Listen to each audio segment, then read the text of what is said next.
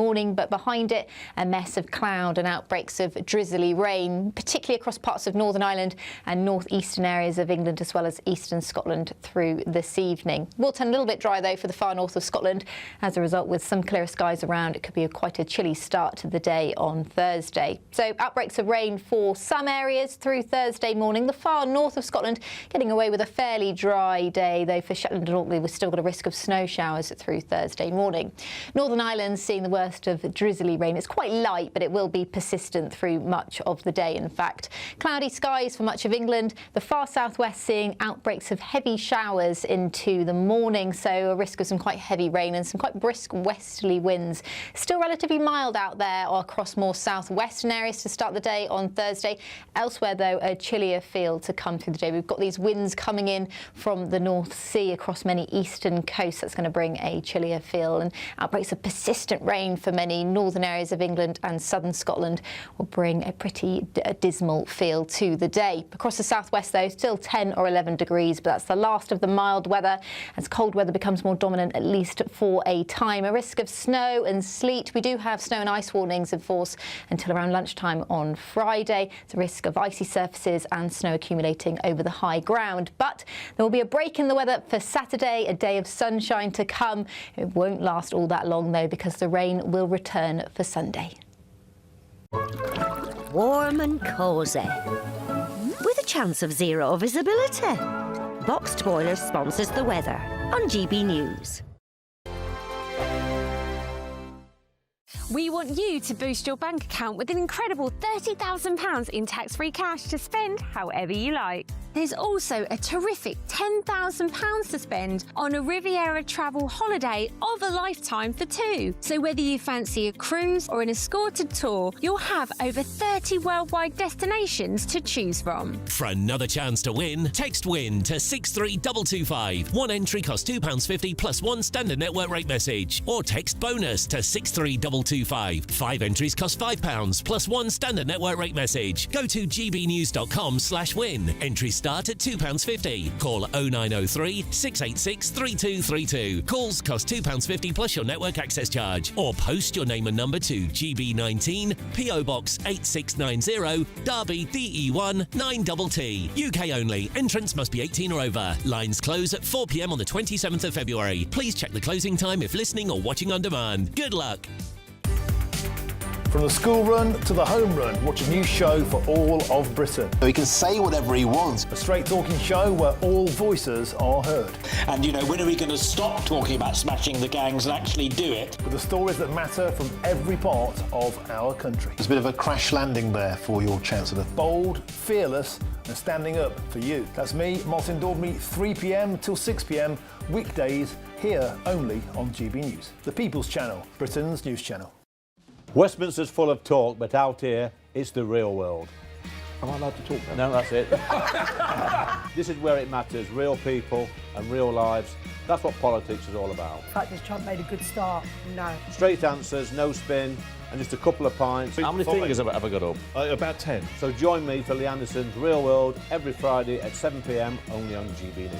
The People's Channel, Britain's news channel. You want to know what's really going on in the corridors of power? Labour don't know what to do with you half the time, and that makes you quite lethal in the chamber. Get behind the headlines with Chopper's Political Podcast. Join me, Christopher Hope, as I sit down with the great and the good of British politics. We'll see where this ruling takes us. These are the stories shaping our nation. Chopper's Political Podcast, available now on all platforms. Listen in and stay ahead. Decisions made in Washington aren't just shaping America, they're shaping Britain too. From migration to global security, from crime to health. Whatever happens in the White House today will be felt in your town or city tomorrow. That's why The Late Show is live from Washington, D.C. Cutting through the politics to show you what it all means for Britain. The Late Show live every night at midnight. Only on GB News, Britain's news channel. We love Great Britain. We love its history, its culture and its tradition, and that's why we're so proud to be part of GB News. You look genuinely emotional. Oh, come here. GB News does pay attention to those who are ignored by the mainstream media. The majority of this country whose forefathers fought and died to maintain liberty, to fight for freedom of speech. The rule of law, the rights of property and democracy. This is the heritage that our country should be so proud of. Which of course includes our Christian heritage. There's been a huge resurgence in the number of people going to church. Perhaps they're not finding what they're looking for, and they're looking for something a bit deeper, a bit more truthful, a bit more akin to Britain's Christian heritage. That's right, get ready, because the most exciting night in general election history starts now!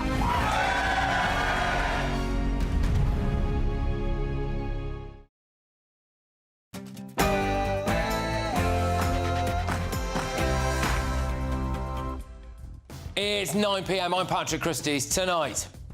Dare he criticise us? We weren't the ones stuffing government with hypocrites and paedophile apologists. He can't build a team, Mr. Speaker. He has no plan. He can't even run his own office, let alone the country. Does Labour have a paedophile apologist problem? He appears to be the most gullible former Director of Public Prosecutions in history. Well, the Prime Minister appointed 2 paedophile supporters. I mean, how much longer can he limp on? And huge levels of immigrants coming in. I mean, the UK is being colonised. Yeah, he's right, isn't he? That's Jim Ratcliffe there. And it's only going to get worse because the government's farcical one-in, one-out deal with France could be about to collapse. Plus... We're trying to get people to get as many people as possible to sign up. Oh, so I can't eat hummus? Well, you can eat hummus, but just not Israeli hummus. Sinister Palestine activists are accused of going door to door to intimidate Jews in Brighton.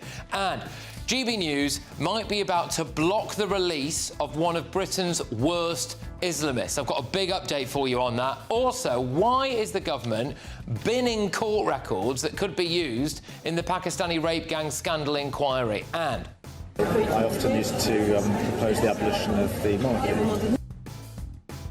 Well, what's changed? Because Labour have removed His Majesty's government from their logos, replaced it with UK government. Why on earth would you do that if you like this country? On my panel tonight, we have got the Director of Popular Conservatives, Mark Littlewood, pub landlord and activist Adam Brooks, and journalist Nina Mishkov, and find out why this gold medalist has had a shocker. Jeg hadde gullmedalje I livet. Det sikkert bare mange der nå som ser på meg med andre øyne. Turns out, sorry, he actually won a bronze medal, so he's had 2 shockers. Anyway, get ready, Britain, here we go.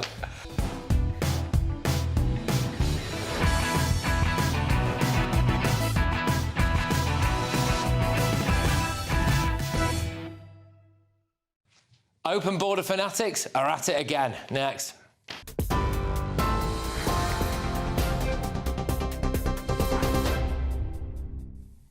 Very good evening to you. The top story tonight at 9. Police have confirmed the 13-year-old arrested over the double stabbing at Kingsbury High School is a former pupil, and the attack is not at this stage being treated as terrorism. The Metropolitan Police say the British national entered a first-floor classroom at the Brent School at lunchtime on Tuesday, sprayed a substance at a pupil before stabbing another 13-year-old boy. The suspect, he fled and stabbed a 12-year-old in the corridor before running from the building. He was arrested just before 5 o'clock the same evening after a member of the public raised concerns about his behaviour at a nearby mosque. Counter-terror officers are leading the investigation but say there is no evidence of any link to the mosque. And investigators are now leaning, they say, towards a personal grievance rather than extremist ideology. Well, a breaking update on the situation in Canada, almost 24 hours now after first reports there of an active shooter in the west of the country. Police have now named the suspect as 18-year-old Jesse Van Rootseller.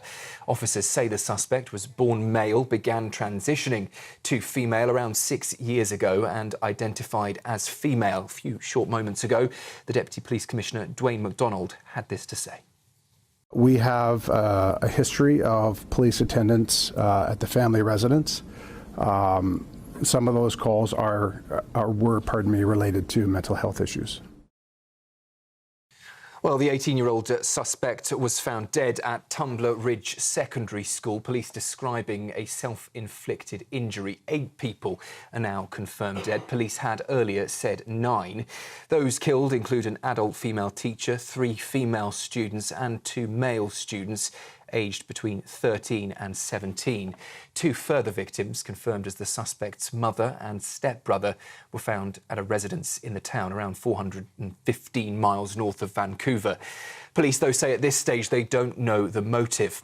Survivors have described barricading classroom doors with tables, with one father saying his son had to hide in a corridor for hours as the violence unfolded. Turning to the United States, where there have been extraordinary scenes tonight on Capitol Hill, with the US Attorney General Pam Bondi repeatedly clashing with Democrats during a 5-hour-long hearing over the handling of the Epstein files. Tensions boiled over as Bondi refused to apologise to Epstein survivors in the room and told one lawmaker she would not get in the gutter. At one point, Congresswoman Becca Balint stormed out. The row comes amid mounting scrutiny of the Justice Department's approach to the Epstein investigation. Well, in another confrontation earlier, Bondi branded the committee's top Democrat, Jamie Raskin, a washed-up loser lawyer, as shouting broke out in the chamber. Here's that moment. Excuse me, I'm going to answer the question. Answer my question. No, I'm going to answer the question the way I want to answer the question. No, Your you're going to answer the theatrics are question the ridiculous. way I asked it. Chairman Jordan, I'm not going to get in the gutter with these people, but I'm going to answer the question. How many of you... You can let her filibuster all day long, but not on our watch. Not on our time. No way. And I told you about that, Attorney General, before you started. You don't tell me Yeah, I did tell you because we saw what you did in the Senate. Lawyer, not even a lawyer. Committee will be in order. Here, Sir Keir Starmer has been branded today the most gullible former director of public prosecutions in history. That's after admitting his former aide did not give a full account before being handed a seat in the House of Lords. At Prime Minister's questions earlier, the Conservative leader Kemi Bade not press the PM on why Matthew Doyle was given a job for life. He cannot explain why he gave this man a peerage, and I think they should be wondering why they're still cheering for him after that. And the Prime Minister, sometimes likes to claim, as he just did, that he cares about violence against women. The truth is, he only cares about the victims when he's trying to save his own skin. And just one piece of breaking news to bring you. In the last hour or so, we've heard that the Dawson's Creek star James Van Der Beek has died at the age of 48. In a statement, his family said he passed away peacefully this morning following a battle with bowel cancer. They said he faced his final days with courage, with faith and grace, and asked for privacy as they grieve. Van Der Beek was, of course, best known for his role in the US teen drama Dawson's Creek, a series celebrated for defining a generation television in the late 1990s. Those are the latest headlines. I'll be back with you in an hour.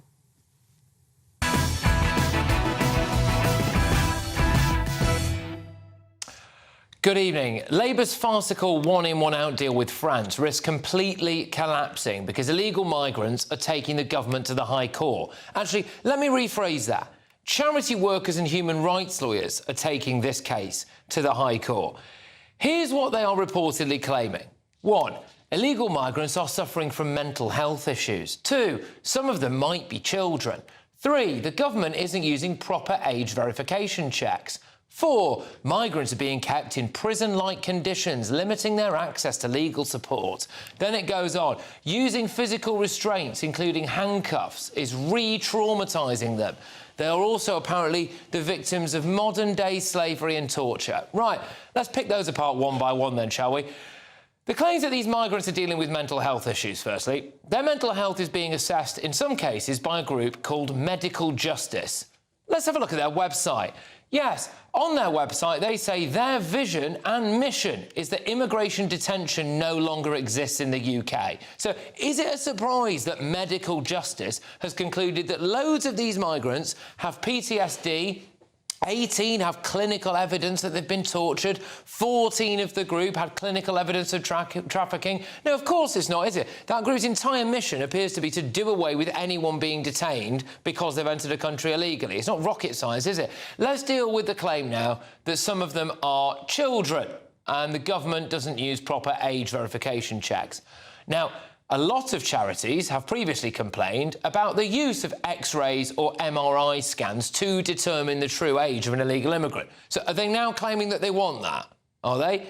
We have had countless ridiculous cases like this one, where a Sudanese migrant, who the authorities believe looked about 30 years old, was ruled to be a child by a judge. There's also the infamous case where a bloke who looked about 30 was placed in a GCSE maths class in Ipswich because he was judged to also be a child. So, look, forgive me for being a little bit sceptical when these migrant charities claim these people in detention are children and say they must be because local authorities have decided that they are.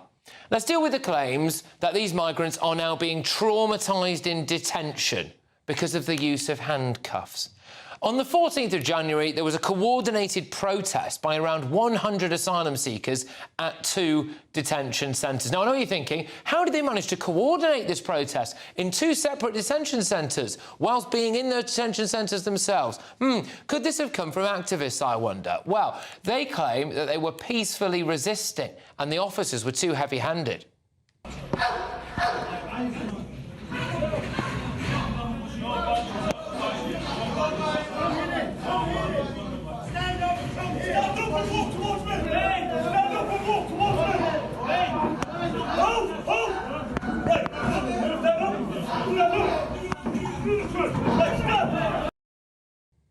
Right, well, look, I'm sorry, but if you come to Britain illegally and you're put in a detention centre, you should expect to feel the full force of the law if you decide to protest in that detention centre. Anyway, on the 17th of September, Home Secretary Shabana Mahmood closed a loophole that would allow illegal migrants to keep appealing if they'd already had their claims for modern-day slavery rejected.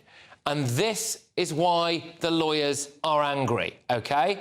What does it mean for the lawyers? Oh, they don't keep getting paid, do they? They will lose the income stream of being able to keep bringing these cases to court. That's why they're angry. This legal challenge is being launched by a coalition of 22 British and French charities. And I bet you any money that most of those charities will be riddled with open border fanatics. The whole thing is a farce. But if the government loses this court case, then it could scupper the already pathetic one-in, one-out deal that has so far seen us take more migrants from France than we've sent back. And they'll be spurred on, this lot, by the likes of this. A Green Party councillor who, despite the recent case of an illegal Afghan migrant raping a 12-year-old girl, as well as, you know, all the other sex crimes being committed by illegals, decided to get her grandchildren to write Valentine's Day cards to illegals at the Crowborough Army Barracks. That is sick. Who does that? These people need their heads checking. Let's get the thoughts of my panel this evening. Director at Popular Conservatives, Mark Littlewood, pub landlord and activist Adam Brooks, and the journalist and broadcaster Nina Mishkov. Right, Mark, first things first, let's just deal with this legal challenge, right? Yep. They are using the full bingo card of different things here to try and keep these illegals in the country. Will it work? You know what, it might work, Patrick, and you did a very good job of listing the entirety of the bingo card. What we've done is to completely bend and twist our entire immigration and asylum system such that these claims are allowed to be heard in a court of law. Shabana Mahmood is sort of using a scalpel to try and deal with this. We need a bazooka. We've got to completely reset the legal structure here. Look, I want us to be a humane country, right? I think there's evidence that people are being battered or tortured to death in an asylum holding cell. OK, investigate that. But we have tilted the odds so far in the direction of these people that every last farcical claim is being made. And look, you've hit on how this could eviscerate the one-in, one-out policy, the only policy that the Labour Party's brought in really to deal with the flow of incoming people. But the mathematical clue there is right on the tin, isn't it? Even if you get one in, one out, you're not going to affect the net zero. You're not going to affect the net numbers. So this is a disaster across the whole board. And until the Home Secretary and the Labour government say we're going to change the legal structure, it will persist. I'm sorry about this. I've got a little bit of breaking news, actually. So you might remember, because it only happened about 2 hours ago, Jim Ratcliffe, Sir Jim Ratcliffe, one of Britain's best businessman, also now an owner of Manchester United Football Club, said this earlier on. and huge levels of immigrants coming in. I mean, the UK is being colonised. It's costing too much money. It will cause... It's been colonised? It'll cause... Well, yeah. The UK is being colonised by immigrants, really, isn't it? I mean, the population of the UK was 58 million in 2020. Now it's 70 million. That's 12 million people. You met recently with Nigel Farage, didn't you? OK, so the breaking news in the past few minutes is that the Prime Minister, Sir Keir Starmer, has called for Sir Jim Ratcliffe to apologise. He's put a post out saying offensive and wrong. Britain is a proud, tolerant and diverse country. Jim Ratcliffe should apologise. Adam? Ridiculous. Keir Starmer does not understand the feeling on the street. Foreigners are being put before us, the British taxpayer, before us, the people that were born here. Jim Ratcliffe is 100% right, and it might not sound great, but he's speaking the truth. This Prime Minister is a joke. He's a human rights lawyer that is pretending to sort out illegal immigration. We've had 20,000 odd in since the summer, 300 out on their pathetic deal. It's not even believable that they're trying anymore. Right. And it's not just the dinghies.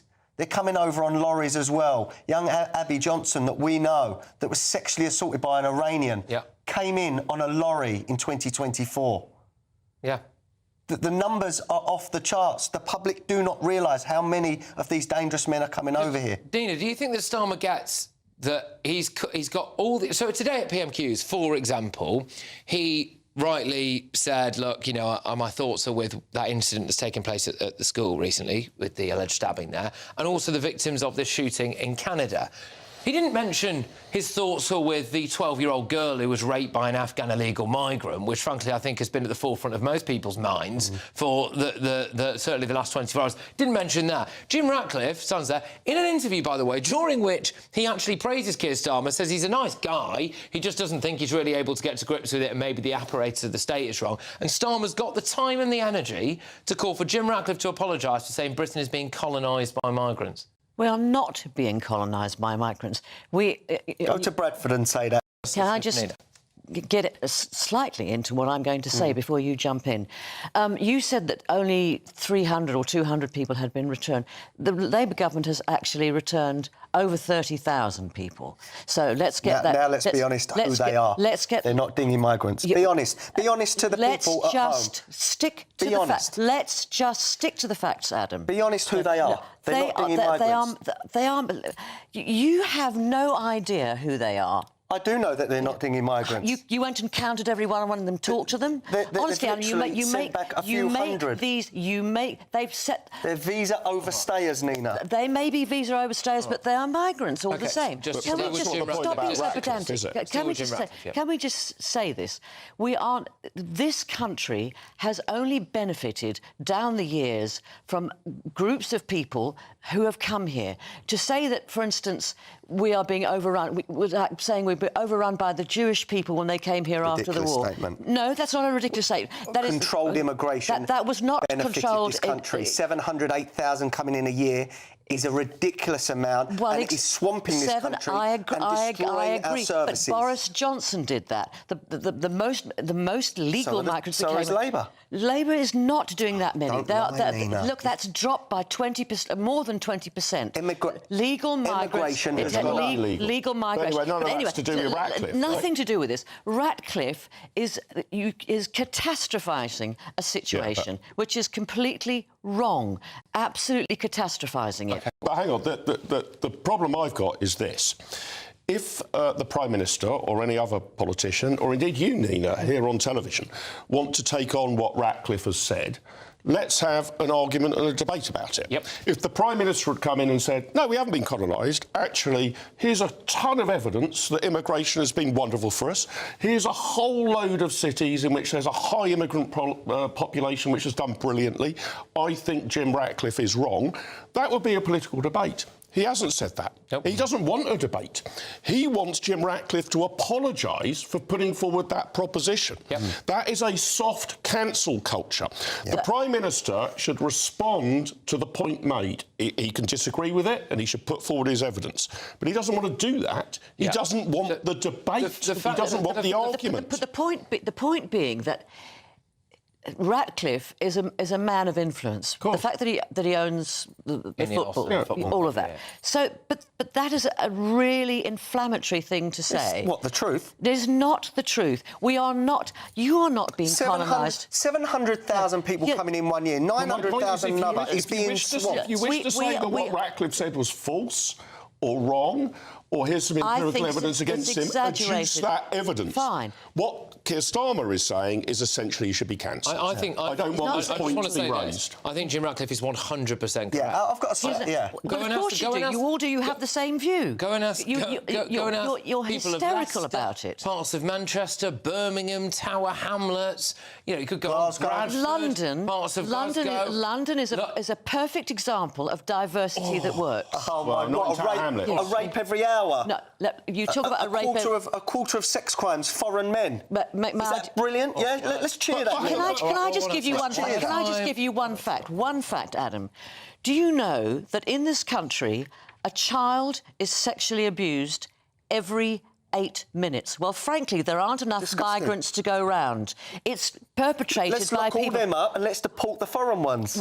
Well, you say that, but you must. But Nina, the point is, you're willing to have this exaggerate. debate. Props to you. You're willing to have this debate. The Prime Minister isn't. Yeah. The Prime Minister is not willing to debate against Jim Ratcliffe. He just wants Ratcliffe to shut up. Yeah. Props to you. You're willing to fight back and put a counter case. I respect that, but Starmer is not willing to do that. Well, I'll tell you what. I think if we're calling for people to apologise, then Sir Keir Starmer should apologise. Yeah. Sir Keir Starmer should apologise for half the people that he's represented in his legal career. He should apologise for the small boats crisis that's continuing under his watch. He should apologise for the tidal wave of rape and sexual assaults that we're seeing committed by illegal migrants. He should apologise for not going all guns blazing about the Pakistani rape gang scandal in the way that Rupert Lowe has. If we're playing the apology game, Prime Minister, then there's a heck of a lot of things that you should be apologising. And one message, if Jim Ratcliffe is watching this programme, well done. Don't you dare back down to our Prime Minister.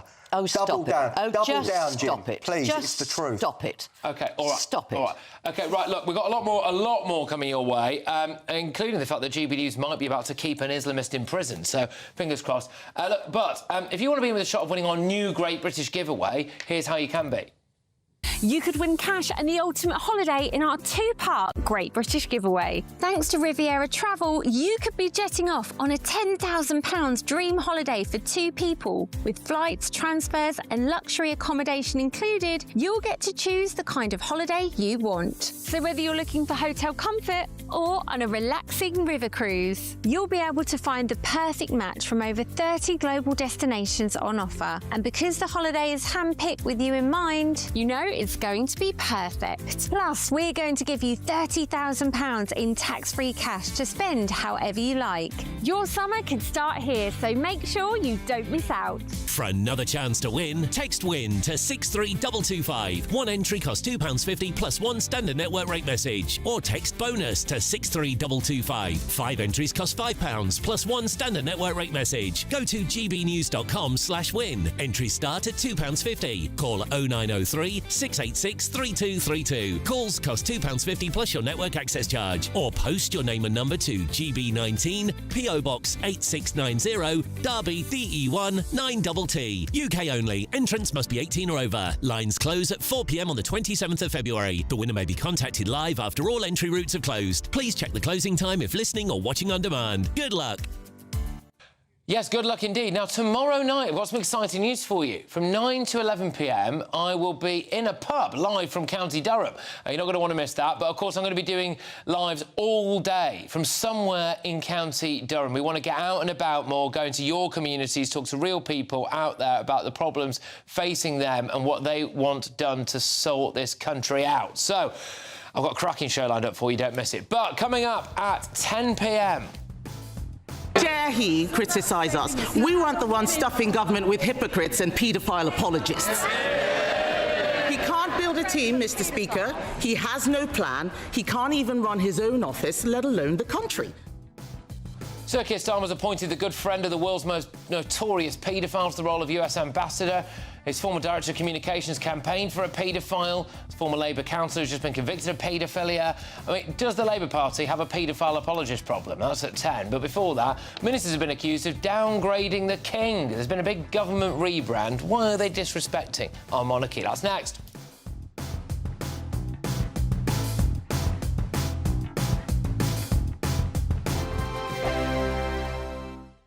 Britain deserves a newsroom that puts the facts and your voice first. Well, and that's what you get on GB News. Lively debates, lively conversation. And we're not afraid to hold power to account. And each other. So join me, Andrew Pierce. And me, Miriam Gates, for Britain's Newsroom, weekdays from 9:30 on GB News. 5 hosts, 5 opinions, 5 fearless debates, 5 unfiltered takes on the day's news. 5 reasons not to be anywhere else on Saturday night. This is the Saturday 5. You got me good there. Britain's biggest Saturday night TV show. It's not a bad brand. Yeah. Uncensored. Very, very racy tonight. On the unpredictable. What does she say? Can you translate it for us? And always entertaining. And how can a country go from being led by William Wallace Saturday nights from 6 p.m. only on GB News, the People's Channel. Britain's news channel. You're going to want to stay tuned, trust me. Hi, I'm Michelle Dewberry, and my show is your opportunity to cut through all the noise and dive in headfirst to some robust debates. Ideas clash. Situation, No, Because the failure is... You're deliberately avoiding my point. Nothing's held back. And if you think this is the end of it, wait for more. And we do not shy away from the difficult stuff. Sometimes I want to shake people and say, if only you understood. So join me on Jubes & Co. weeknights at 6 p.m. only on GB News, Britain's news channel. From the school run to the home run, watch a new show for all of Britain. He can say whatever he wants. A straight-talking show where all voices are heard. And, you know, when are we going to stop talking about smashing the gangs and actually do it? With the stories that matter from every part of our country. There's a bit of a crash landing there for your Chancellor. Bold, fearless and standing up for you. That's me, Martin Dordme, 3 p.m. till 6 p.m, weekdays, here only on GB News. The People's Channel, Britain's news channel. In the GB Newsroom, we bring you the news as it happens. With our team of dedicated journalists across the UK, we're ready to keep you up to date with what's happening every half an hour, every single day. Bulletins here on GB News, the People's Channel, Britain's news channel. No matter the state it's in, this is our nation. Join me, Jacob Rees-Mogg, for a genuine, honest discussion on where we have been, where we are going, and where we are with the people who set the direction. Tune in to State of the Nation every Monday to Thursday, 8 to 9 o'clock, only on GB News. Join me, Nana Akwe, for an informative, interactive news programme with a difference. It's fun. No, he didn't say that, though. I'm so surprised. I think there's an element of truth to that. Join me from 3 p.m. every weekend, only on GB News, Britain's news channel.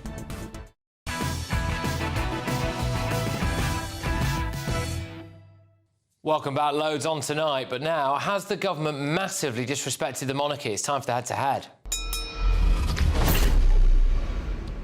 Yes, well, Labour has been accused of disrespecting the King and, quotes, quietly obliterating tradition after the His Majesty title was dropped from official government communications. So, the controversial rebrand means the government now refers to itself as the UK government rather than His Majesty's government. And the decision was apparently made without any public announcement, consultation or explanation. So tonight I'm asking, has this latest change gone too far and massively disrespected the King? Well, friends of GB News can go to the poll now, apparently. There's a QR code on your screen. There you go. Take part in that. I'll bring you the results soon. But going head-to-head on this now are the royal commentator and journalist Sarah Louise Robertson and activist and commentator Iman Ayton. Right, Sarah Louise, I'll start with you. What do you think? Is he disrespecting the royal family, the King? Oh, completely, Patrick. I think it's quite grotesque, actually. But what can you know, I couldn't expect anything less from slippery Sir Keir Starmer. I mean, he wouldn't like it, would he, if we decided to stop calling him Sir and just call him plain old Keir, or don't give him his title of PM. It's the fact, the sneakiness around this, Patrick, that he's done this without any public consultation. It's just been sneaked through the back door, and we've only found out about it now. And it just shows what this government is. They're sneaky, they're sly, they're not to be trusted, and Keir Starmer runs this government like a dictatorship. Right, strong stuff. We do have a clip I think we might be able to play to of Keir Starmer's former position when it came to the monarchy. I don't know if we might be able to play that. I think it's, yeah, there you go. I often used to propose the abolition of the monarchy. Yeah, he basically used to call for the abolition of the monarchy, basically, is what he said. I mean, Aman, you know... He doesn't like the monarchy. Oh, OK. Aman, I suppose it's true to form, isn't it, this? No, not at all. Thank you for having me, Patrick, and good evening, Sarah. I actually think that this is more snowflake, hypocritical identity politics from the right, if you don't mind me saying so. The limited use of HM titles has actually it's not new. It's not anything new in terms of the last decade. That's actually been a thing for quite some time. It's been commonplace for a while. I think it's just important to kind of realise that we had the Blair government 29 years ago. They actually stopped using HM titles. They're Labour as well, weren't they? But let me just finish. You're perfectly right on that, but I can just continue by saying that they stopped using the HM titles and started using the UK government as their new title when it pertains to communications, just like in 2012, the coalition with Tories and Lib Dems. And the website, the Gov UK website, HM was dropped and it turned into the UK government, just like with Tories and COVID-19 messaging, the public health messaging. Again, the HM government was dropped and it was all about UK government being the title. And if we really want to get close to home, if I really want to be pedantic, I can talk about the devolved governments such as the Scottish and the Welsh governments. They typically use the titles Scottish and Welsh government as opposed to HM. So this isn't new, it's been happening for a decade. And I find the bias and disingenuous outrage to be disconcerting and quite annoying. All right, well, Sarah, go on, come back to that then, Sarah Louise. Disagree with that, and good evening to you as well. You say that this has happened under the Tories. Well, it's actually the Tories who have said when they do get back next into power, they're going to change it back to His Majesty's government. So they've made that one of their policies. And I think it just shows that Sir Keir, he's already spoken that he doesn't care for the monarchy. The fact that he's done this, and it was only announced in February, and he's gone ahead and done it without any consultation, it just shows how little he thinks of the king. And he's trying to appease the left side of his government. He really is trying to do that. And he knows the king is at his weakest point right now with all the scandal and the grotesqueness of what's happened with the king's brother, Andrew Mountbatten Windsor. So he's gone for the jugular by trying to bring this in. Iman, I wonder if that might have something to do with it, to be honest with you, the scandal that's going on. It massively does. I agree with you, Sarah. I actually do. I think that he's trying to reconnect with his base as a result of many mistakes that have happened as of late. And we have a YouGov poll that I think it's 34% recently. I think it was January 2000, this year. That basically said that they weren't, or the royal family have been viewed as less favourably as of late due to, obviously, Prince Andrew and the Epstein files. And there was a Savanta poll recently as well. I'm pretty sure it was this year, February. 45% all-time low for support in regards to the royal family. So I don't discount what you just said, Sarah. I do believe that he's definitely trying to reconnect with his base as a result of the kind of lack of support with the royal family as of late. Look, both of you, thank you very much. Really enjoyed that. Really appreciate your time this evening. All the very best. Take care. So, who do you agree with? Should the government distance itself from the monarchy? Interesting, the results are in. 26% of you said yes. 74% said no. Wow, OK, all right. Well, at 10 p.m, huge story going around today involving this from Cami. Mr. Speaker, to appoint one paedophile supporter cannot be excused as misfortune. to point 2 shows a catastrophic lack of judgment. Gosh, Kemi's really changed, hasn't she? So anyway, I was at Davey there getting stuck into Starmer. Why? Well, because he's appointed the good friend of the world's biggest paedophile to the role of US ambassador. Starmer's former director of public communications campaigned for a paedophile. I mean, there's been another ex-Labour councillor who's been convicted of paedophilia. Do they have a problem in the Labour Party? But before that... We try to get people to get as many people as possible to sign up. Oh, so I can't eat hummus? Well, you can eat hummus, but just not Israeli hummus. It's really sinister, this. So Palestine activists around Brighton are going door to door, urging people to boycott Israeli products. But I think there's a bit more to this than meets the eye. I'll tell you that next. Be nice to escape the grey. Clear skies, here we come. As clear as our travel insurance. All Clear Travel Insurance sponsors GB News Travel Destinations Forecast. Still plenty of unsettled weather throughout the Mediterranean, particularly windy in Corsica, Sardinia, Sicily, and it's going to be a wet one for parts of France as well as Greece. But finally, for much of Iberia at the moment, it is drier and sunnier compared with recent weather, aside from the far south of Spain and Gibraltar. Here, we've got a lot of unsettled weather moving through Corsica, Sardinia, Sicily, parts of Italy, some heavy rain. That pushes into Croatia and Greece next few days. All Clear Travel Insurance sponsors GB News Travel Destinations Forecast. Good evening, welcome to your latest GB News weather update brought to you from the Met Office. A very dull day to come for many of us tomorrow. Some brighter weather here and there, but it will be much colder, particularly for northeastern areas. We're starting to get northerly winds, cold air pushing in from the north. Low pressure systems also bringing batches of rain along these weather fronts, and there will be some quite heavy rain across many southern areas through this evening, pushing into the southeast. That should clear by tomorrow morning, but behind it, a mess of cloud and outbreaks of drizzly rain, particularly across parts of Northern Ireland and northeastern areas of England, as well as eastern Scotland through this evening. Will turn a little bit dry though for the far north of Scotland. As a result, with some clearer skies around, it could be quite a chilly start to the day on Thursday. So outbreaks of rain for some areas through Thursday morning. The far north of Scotland getting away with a fairly dry day, though for Shetland and Orkney we've still got a risk of snow showers through Thursday morning. Northern Ireland seeing the worst of drizzly rain. It's quite light, but it will be persistent through much of the day, in fact. Cloudy skies for much of England. The far southwest seeing outbreaks of heavy showers into the morning, so a risk of some quite heavy rain and some quite brisk westerly winds. Still relatively mild out there or across more southwestern areas to start the day on Thursday.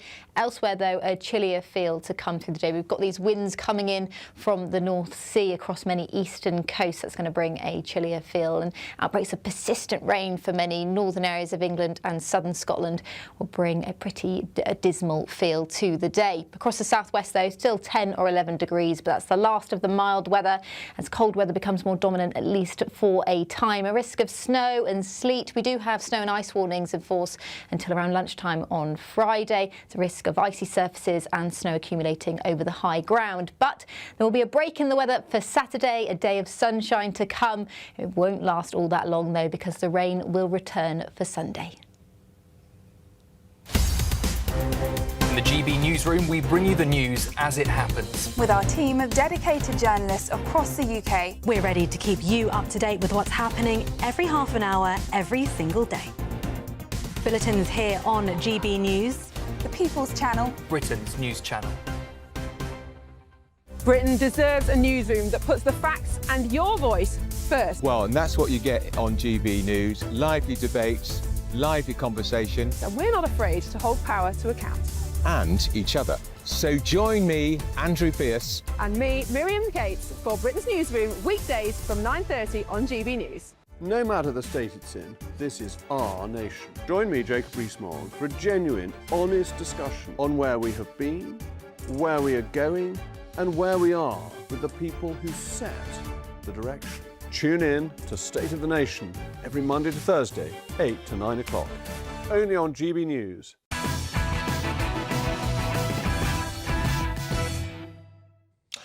Welcome back. So, Jews living in Brighton have spoken of their terror after a group of volunteers have started going door to door asking people to boycott Israeli goods. Sky News joined this group, which claims it's anti-Zionist, not anti-Semitic, for a report. Anti-Semitic? No, we're anti-racist. Anti-Zionist? Yeah, sure. You're anti-Zionist? Yeah, because the Zionist ideology is an apartheid ideology in our view. But can you understand why people would be uncomfortable if they dispute that view of you going door to door? I mean, people might feel uncomfortable, I suppose, but it's only a one-on-one conversation. We're not. We're very polite on the door. If someone who's Jewish opens the door, that's going to be uncomfortable for them, isn't it? Oh, we don't think so. It's no different from the actions of a political party like the Conservative Party or the Labour Party, who also go door to door and ask people how they feel. Well, a new report released by the Community Security Trust today revealed that there was a big spike in anti-Semitic incidents immediately after the Manchester synagogue attack. So just think about that. Bloke tried to kill as many Jews as possible. That led to more anti-Semitism. The incidents included face-to-face taunting of Jewish people and obviously celebrations of the attack as well. Look, I'm joined now by Brighton resident and extremism expert Heidi Bakram. Heidi, thank you very much. I believe you think there might be something even a bit more sinister than just going door to door here when it comes to what's going on in Brighton with these Palestine activists. Yeah, I mean, definitely. They gave some speeches before they went off to door knock, and I happened to hear some of the words they were saying, and they went far beyond what even the person that they interviewed on Sky News said. So the speech before his said that, which you did hear a little bit of a clip of during the Sky News broadcast, but it was basically, they said, our city will become an anti-apartheid stronghold. We can and we will isolate the Zionist state until it shrivels and dies. So this isn't just about some targeted, focused, fluffy campaign about boycotting a few products here and there. This is linked into a much wider set of goals to eradicate Israel. Yeah, I mean, the possibility is as well that they knock on someone's door who is Jewish and that Jewish person says, get lost, this is ridiculous, I feel offended. And then they know where that person lives, don't they? Yeah, exactly. I mean, that is the fear that is running through the Jewish community at the moment, is that these people are making a note of who isn't interested in their message. And so that's going into some kind of database, or they will claim that it's because they don't want to bother them again and they don't want to knock on their door, because they do go multiple times to knock on doors. And yeah, okay, that might be their plausible deniability, but given their wider aim of destroying Israel, it doesn't feel very comfortable to have these kinds of people knowing where you live. Like, my family had relatives murdered and kidnapped on October 7th, and these people's goals and aims line up with the people that murdered them. So I do not want to go to my door and see these people there asking me to make a purity pledge, in effect, in order to be left alone or to belong to their club. And I don't want them to have my details. I don't want them to know where I live. I don't want them to have any information about me. And this is what 2,500 Jews in Brighton are feeling right now. What kind of things are they asking you to do? Just like, I mean, like not buy hummus? Yeah, so they're asking people to boycott Israeli products, basically, from any shop.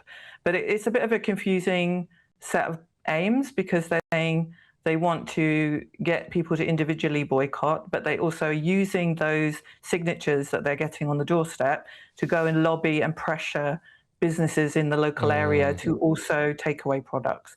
So it's it's got a two-pronged aim to it, and it's just they're pretending that it's some inclusive campaign, but actually it's a really dark path that they're taking. Yeah, the city so they've got your address, they have that written down, and if you do decide to support them, you sign it. which presumably is next to your address.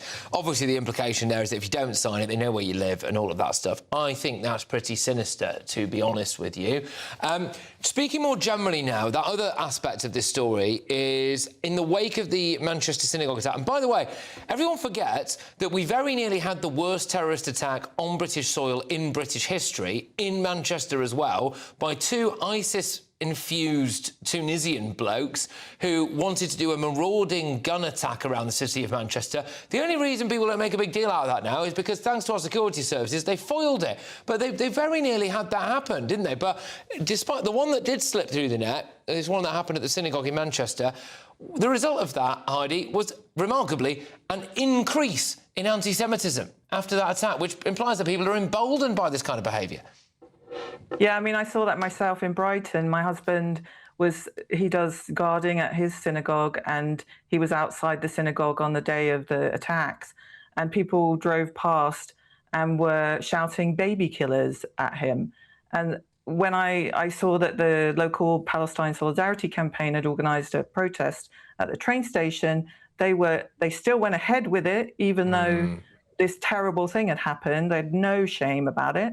They still went ahead, very aggressive. They had more people than ever attend it. I've never seen those numbers. And 150 of them went into Brighton train station and were chanting about destroying Israel and calling Zionism a crime. And it's this kind of, like, the bloodlust of it is actually terrifying. And when you see that, you think, you know, if Jews get killed, then there's going to be some sympathy and some, you know, they might pause and reflect on what they're saying and what they're doing. But actually, it all has gotten worse since then. And you see these spikes in incidents after the attack, on the day of the attack, biggest spike ever. And since the ceasefire, it hasn't even stopped. OK. Yeah, I mean, it's absolutely terrifying. Look, Heidi, thank you very much for your time this evening, and do stay safe. And I'm sorry that I have to say that to you, actually. Heidi Backram there, who is a Brighton resident, but also an extremism expert. So, look, I will say that group that was going door-knocking there will obviously say, as you heard in that clip, that they are just doing it, trying to drum up support for their cause, etc. They're not aligned with Hamas and all of that stuff. Anyway, coming up at 10 p.m. He appears to be the most gullible former Director of Public Prosecutions in history. Sir Keir Starmer appointed the good friend of the world's biggest paedophile to the role of US ambassador. His former Director of Communications campaigned for a paedophile. There was another bloke affiliated to the Labour Party who was literally done for paedophilia. Does the Labour Party have a paedophile apologist problem? But before that, well, they've actually been accused, Labour, of deleting court records that revealed the truth about the Pakistani rape scandal. So what is it that they're trying to hide? That's next. I'm Michelle Dewberry, this is Jubes & Co with you. Hello everyone, Patrick Christys here. GB News, Britain's news channel. Access the stories that matter to you. Take the GB News family with you on any device. And as long as you have an internet connection, tune in to GB News anywhere on the planet or beyond. GB News, the People's Channel, Britain's news channel. From the school run to the home run, watch a new show for all of Britain. So he can say whatever he wants. A straight talking show where all voices are heard. And, you know, when are we going to stop talking about smashing the gangs and actually do it? With the stories that matter from every part of our country. There's a bit of a crash landing there for your Chancellor. Bold, fearless and standing up for you. That's me, Martin Dawdney, 3 p.m. till 6 p.m, weekdays, here only on GB News. The People's Channel, Britain's news channel. Westminster's full of talk, but out here, it's the real world. Am I allowed to talk then? No, that's it. This is where it matters, real people and real lives. That's what politics is all about. The fact is Trump made a good start, no. Straight answers, no spin, and just a couple of pints. How many fingers have I got up? About 10. So join me for Lee Anderson's Real World every Friday at 7 p.m, only on GB News. The People's Channel, Britain's news channel. You want to know what's really going on in the corridors of power? Labour don't know what to do with you half the time, and that makes you quite lethal in the chamber. Get behind the headlines with Chopper's Political Podcast. Join me, Christopher Hope, as I sit down with the great and the good of British politics. We'll see where this ruling takes us. These are the stories shaping our nation. Chopper's Political Podcast, available now on all platforms. Listen in and stay ahead. Decisions made in Washington aren't just shaping America, they're shaping Britain too. From migration to global security, from crime to health. Whatever happens in the White House today will be felt in your town or city tomorrow. That's why The Late Show is live from Washington, D.C. Cutting through the politics to show you what it all means for Britain.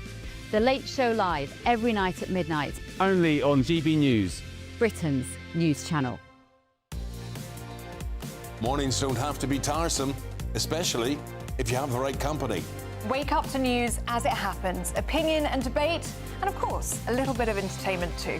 Because when the kettle's on, we're on.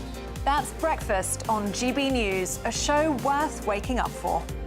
Every morning from 6 a.m. Only on the People's Channel, Britain's news channel. We'll spread the news, you spread the word.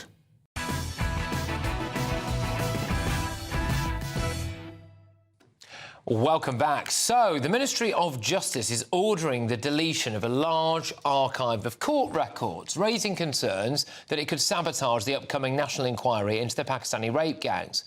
A data analysis company called Courts Desk supports the media and campaigners with monitoring court records. Now, the company claims to be the only system that tells journalists what is actually happening in the criminal courts. However, it's been ordered by the government to delete its archive in its entirety. The Minister of State for Courts and Legal Services, Sarah Sackman, explained the reasoning for this decision in the Commons. What has arisen is that this private company, Courts Desk, has been sharing private, personal, legally sensitive information with a third-party AI company. That includes potentially the addresses, the dates of birth of defendants and victims. And this is a direct breach of our agreement with them. Right. Well, joining me now is the Director of Open Justice, Adam Wren. Adam, how do you feel about this? I think it's a disaster. It really is a disaster. The court system, the court reporting system, was really broken until these types of companies came along and made it so that journalists and campaigners can access this data. And as a result of them opening this up, we've had a number of stories in the last 6 months that, you know, not just grooming gangs, but, you know, rapes from migrants living at hotels, paedophiles being given suspended sentences, and all of this is now going to go away. If journalists no longer see what's going through the courts, how are they going to report on it? Well, this is actually nuts. So, like, it's actually insane. So, if I wanted, or you wanted to, for the purposes of research about a particular story, let's just say about the Pakistani rape gang scandal, many of these went through courts, you know, years ago. I would not be able to find any records of that if they delete all this. Right, I mean, local news will report on it, but if you want to, for researchers, you need way more detailed information. You need, you know, court reference numbers, court rooms. All of that information is in this big archive that this company has collected, and they've just been ordered to delete it. It's about to vanish. It's so sinister, this. It is so sinister, and I can't see what the possible justification for this can be. I mean, we heard what Sarah Sackman said there, but I mean, it looks like a complete attempt to cover things up. I think they're embarrassed. This is a government that's been continuously embarrassed by the legal stories. The justice system's a shambles, and it's a little unfair to say it's, you know, their system because they've inherited it. But they're certainly not making it any better. They've abolished jury trials, and our courts have really turned into black boxes. We have no information. Yeah, no, I find it deeply, deeply concerning, especially given what we're about to get, supposedly, with this national rape gang inquiry. Well, look, we went out, reached out to HM Courts and Tribunal Services. A spokesperson told us The Times that the press always had and would retain full access to information from the courts to ensure accurate reporting. They said the department would always take appropriate action to safeguard the processing of personal data. When asked what specific data protection issues were at issue, the department did not comment. That's as clear as mud, isn't it? Thank you for that. But breaking news in the past hour. The Prime Minister has called for Sir Jim Ratcliffe to apologise, saying that it was offensive and wrong that he said that Britain is being colonised by migrants, and he also went on to talk about damage to the economy, etc., that it's causing. Britain is a proud, tolerant and diverse country. Jim Ratcliffe should apologise. I'm keen to get your views on this, Adam. I mean, I'm from Manchester. I'm from a place called Moston, which is right next to Failsworth, where Jim grew up, and I mean, that whole area it's unrecognisable. Even in my lifetime, it's completely changed. For anyone that's living in Manchester, it's undeniable. It's not even a question. Absolutely. And do you obviously have no issue with the idea of the word colonised, I take it? No, I mean, no, of course not. Colonised, yeah. I mean, because it's you know, there's no integration or mixing of cultures. It's a transplantation. You know, the original culture that was there is gone, and what is now there is something completely alien.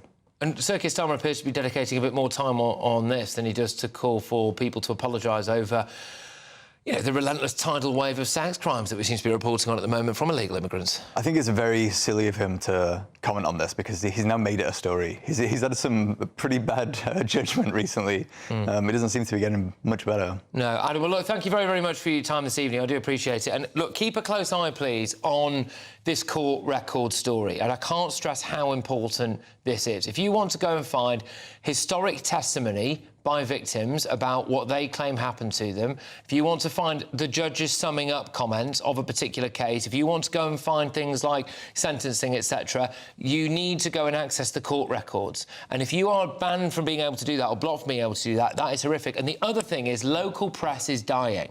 So, whereas before, local reporters will go to these court scenes, so you might have some kind of record of it from the local press, that is being scaled back. So there's going to be a huge problem there about what you actually will find out. And for a bloke who's a human rights lawyer, I find that absolutely astonishing that our Prime Minister is doing that. But I have got a couple of really big stories coming your way, including this at 10 p.m. He appears to be the most gullible former Director of Public Prosecutions in history.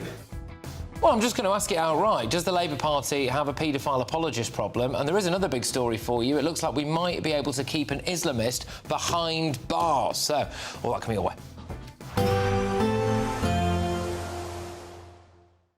Expect warm spells with the odd rude interruption. Boxed Boilers sponsors the weather on GB News. Good evening, welcome to your latest GB News weather update brought to you from the Met Office. A very dull day to come for many of us tomorrow. Some brighter weather here and there, but it will be much colder, particularly for northeastern areas. We're starting to get northerly winds, cold air pushing in from the north. Low pressure systems also bringing batches of rain along these weather fronts, and there will be some quite heavy rain across many southern areas through this evening, pushing into the southeast. That should clear by tomorrow morning, but behind it, a mess of cloud and outbreaks of drizzly rain, particularly across parts of Northern Ireland and northeastern areas of England, as well as eastern Scotland through this evening. Will turn a little bit dry, though, for the far north of Scotland. As a result, with some clearer skies around, it could be quite a chilly start to the day on Thursday. So outbreaks of rain for some areas through Thursday morning. The far north of Scotland getting away with a fairly dry day, though for Shetland and Orkney we've still got a risk of snow showers through Thursday morning. Northern Ireland seeing the worst of drizzly rain. It's quite light, but it will be persistent through much of the day, in fact. Cloudy skies for much of England. The far southwest seeing outbreaks of heavy showers into the morning, so a risk of some quite heavy rain and some quite brisk westerly winds. Still relatively mild out there or across more southwestern areas to start the day on Thursday. Elsewhere, though, a chillier feel to come through the day. We've got these winds coming in from the North Sea across many eastern coasts. That's going to bring a chillier feel, and outbreaks of persistent rain for many northern areas of England and southern Scotland will bring a pretty dismal feel to the day. Across the southwest, though, still 10 or 11 degrees, but that's the last of the mild weather as cold weather becomes more dominant, at least for a time. A risk of snow and sleet. We do have snow and ice warnings in force until around lunchtime on Friday. The risk of icy surfaces and snow accumulating over the high ground. But there will be a break in the weather for Saturday, a day of sunshine to come. It won't last all that long, though, because the rain will return for Sunday. Expect warm spells with the odd rude interruption. Boxed Boilers sponsors the weather on GB News. you could win cash and the ultimate holiday in our two-part Great British Giveaway. Thanks to Riviera Travel, you could be jetting off on a £10,000 dream holiday for 2 people. With flights, transfers and luxury accommodation included, you'll get to choose the kind of holiday you want. Plus, we're going to give you £30,000 in tax-free cash. For another chance to win, text WIN to 63225. One entry costs £2.50 plus one standard network rate message. Or text BONUS to 63225. 5 entries cost £5 plus one standard network rate message. Go to gbnews.com/win. Entries start at £2.50. Call 0903 686 3232. Calls cost £2.50 plus your network access charge. Or post your name and number to GB19, PO Box 8690, Derby DE1 9TT. UK only. Entrance must be 18 or over. Lines close at 4 p.m. on the 27th of February. Please check the closing time if listening or watching on demand. Good luck. Hi, I'm Michelle Dewberry and my show is your opportunity to cut through all the noise and dive in headfirst to some robust debates. Ideas clash. Situation, isn't it? No, because the failure is you're deliberately avoiding my point. Nothing's held back. And if you think this is the end of it, wait for more. And we do not shy away from the difficult stuff. Sometimes I want to shake people and say, if only you understood. So join me on Jubes and Kerr weeknights at 6 p.m. only on GB News, Britain's news channel. In the GB newsroom, we bring you the news as it happens. With our team of dedicated journalists across the UK, we're ready to keep you up to date with what's happening every half an hour, every single day. Bulletins here on GB News, the People's Channel, Britain's news channel. Westminster's full of talk, but out here, it's the real world. Am I allowed to talk now? No, that's it. This is where it matters, real people and real lives. That's what politics is all about. The fact is Trump made a good start, no. Straight answers, no spin, and just a couple of pints. How many fingers have I got up? About 10. So join me for Lee Anderson's Real World every Friday at 7 p.m. only on GB News. The People's Channel, Britain's news channel. Britain deserves a newsroom that puts the facts and your voice first. Well, and that's what you get on GB News. Lively debates, lively conversation. And we're not afraid to hold power to account. And each other. So join me, Andrew Pierce. And me, Miriam Gates, for Britain's Newsroom, weekdays from 9:30 on GB News. No matter the state it's in, this is our nation. Join me, Jacob Rees-Mogg, for a genuine, honest discussion on where we have been, where we are going, and where we are with the people who set the direction. Tune in to State of the Nation every Monday to Thursday, 8 to 9 o'clock. Only on GB News.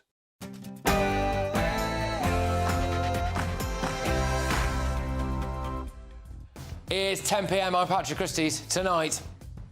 Dare he criticise us? We weren't the ones stuffing government with hypocrites and paedophile apologists. He can't build a team, Mr. Speaker. He has no plan. He can't even run his own office, let alone the country. Does Labour have a paedophile apologist problem? He appears to be the most gullible former director of public prosecutions in history. Well, the Prime Minister appointed 2 paedophile supporters. How much longer can he possibly limp on? And huge levels of immigrants coming in. I mean, the UK is being colonised. The Prime Minister has sensationally this evening now called for Sir Jim Ratcliffe to apologise for saying the UK is being colonised by immigrants. Well, shouldn't Starmer be the one apologising to us? And, get a load of this, GB News might be about to block the release of one of Britain's worst Islamists. I've got an update for you on that very shortly. Also, I've got all of tomorrow's newspaper front pages and breaking on the front of The Guardian.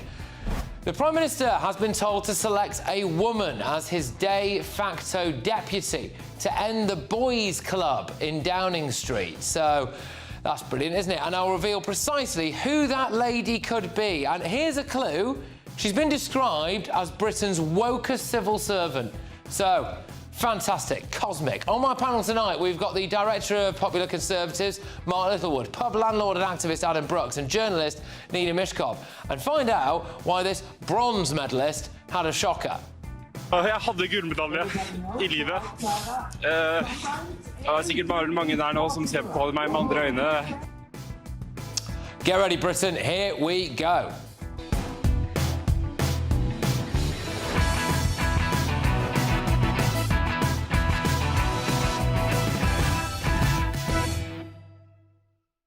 Does the Labour Party have a paedophile apologist problem? Next.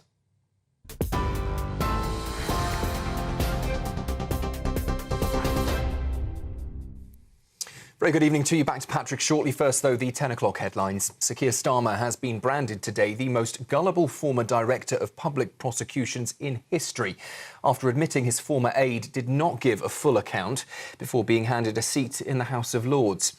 At Prime Minister's questions, the Tory leader Kemi Badenoch pressed the PM on why Matthew Doyle was given what she called a job for life. That's despite campaigning for Sean Morton after he had been charged with indecent images offences. He cannot explain why he gave this man a peerage, and I think they should be wondering why they're still cheering for him after that. And the Prime Minister, sometimes likes to claim, as he just did, that he cares about violence against women. The truth is, he only cares about the victims when he's trying to save his own skin. Well, Sir Keir Starmer hit back, telling Kemi Badenoch he'll take no lectures from the Conservatives on standards in public life. I promised my party and my country there would be change. And yesterday I removed the whip from Matthew Doyle. I'll tell you what other action we've taken, Mr. Speaker. Along with the Safeguarding Minister, I and this government have introduced the most far-reaching violence against women and girls strategy. In other news, the Prime Minister says Manchester United co-owner Jim Ratcliffe should apologise after claiming the UK had been colonised by immigrants. Responding to the comments, Sir Keir Starmer said they were offensive and wrong, adding that Britain is a proud, tolerant and diverse country. Downing Street also says the remarks play into the hands of those who want to divide the country and has called for an immediate apology. Sir Jim, minority owner of Manchester United, made those comments in an interview discussing immigration and welfare policy. Next to the breaking developing news in Canada, now almost 24 hours after the first reports of an active shooter in the Canadian Western province. Police have now named the suspect as 18-year-old Jesse Van Rootseller. Officers say the suspect was born male, began transitioning to female around 6 years ago and identified as female. Earlier we heard from the Deputy Police Commissioner Dwayne McDonald. We have a history of police attendance at the family residence. Some of those calls were related to mental health issues. Well, the suspect was found dead at Tumbler Ridge Secondary School with what police describe as a self-inflicted injury. We now know 8 people are confirmed dead. Police had earlier said 9. Those killed include an adult female teacher, 3 female students and 2 male students aged between 13 and 17. 2 further victims, the suspect's mother and stepbrother, were found at a home in the town around 415 miles north of Vancouver. Police have said they do not yet know the motive. Survivors have described barricading classroom doors with tables, while one father said his son hid in a corner for hours as the violence unfolded. And breaking this evening, Dawson's Creek star James Van Der Beek has died at the age of 48. In a statement, his family said he passed away peacefully this morning following a battle with bowel cancer. They said he faced his final days with courage, with faith and grace, and they've asked for privacy as they grieve. He was, of course, best known for his role in the hit US teen drama Dawson's Creek, a series celebrated tonight for defining a generation of television in the late 1990s. Those are the latest headlines for now. I'll be back with you in an hour. Now, though, it's over to Patrick.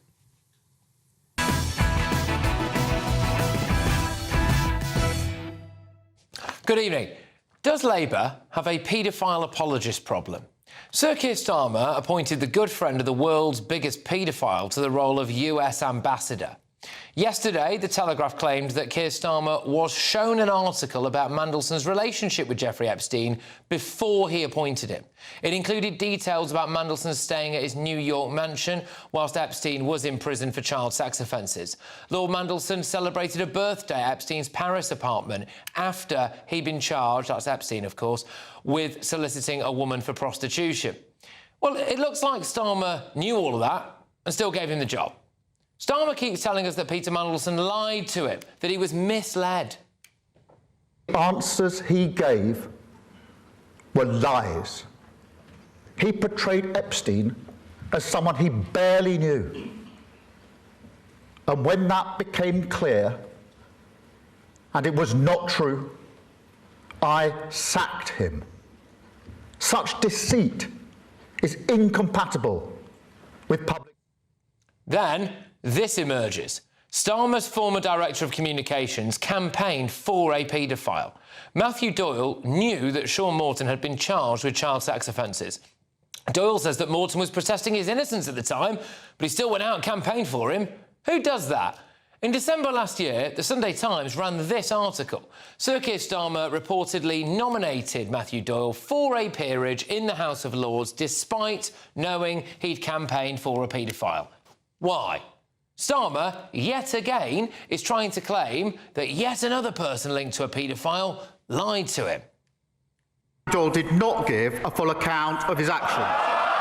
And on Monday, I promised my party and my country there would be change. And yesterday, I removed the whip from Matthew Doyle. I'm going to take no lectures from the Tories in standards in public life. She defended Partygate for months and months and months. And even now she says it was overblown. Oh, yeah, Partygate. You know, some wine, some cheese, some cake.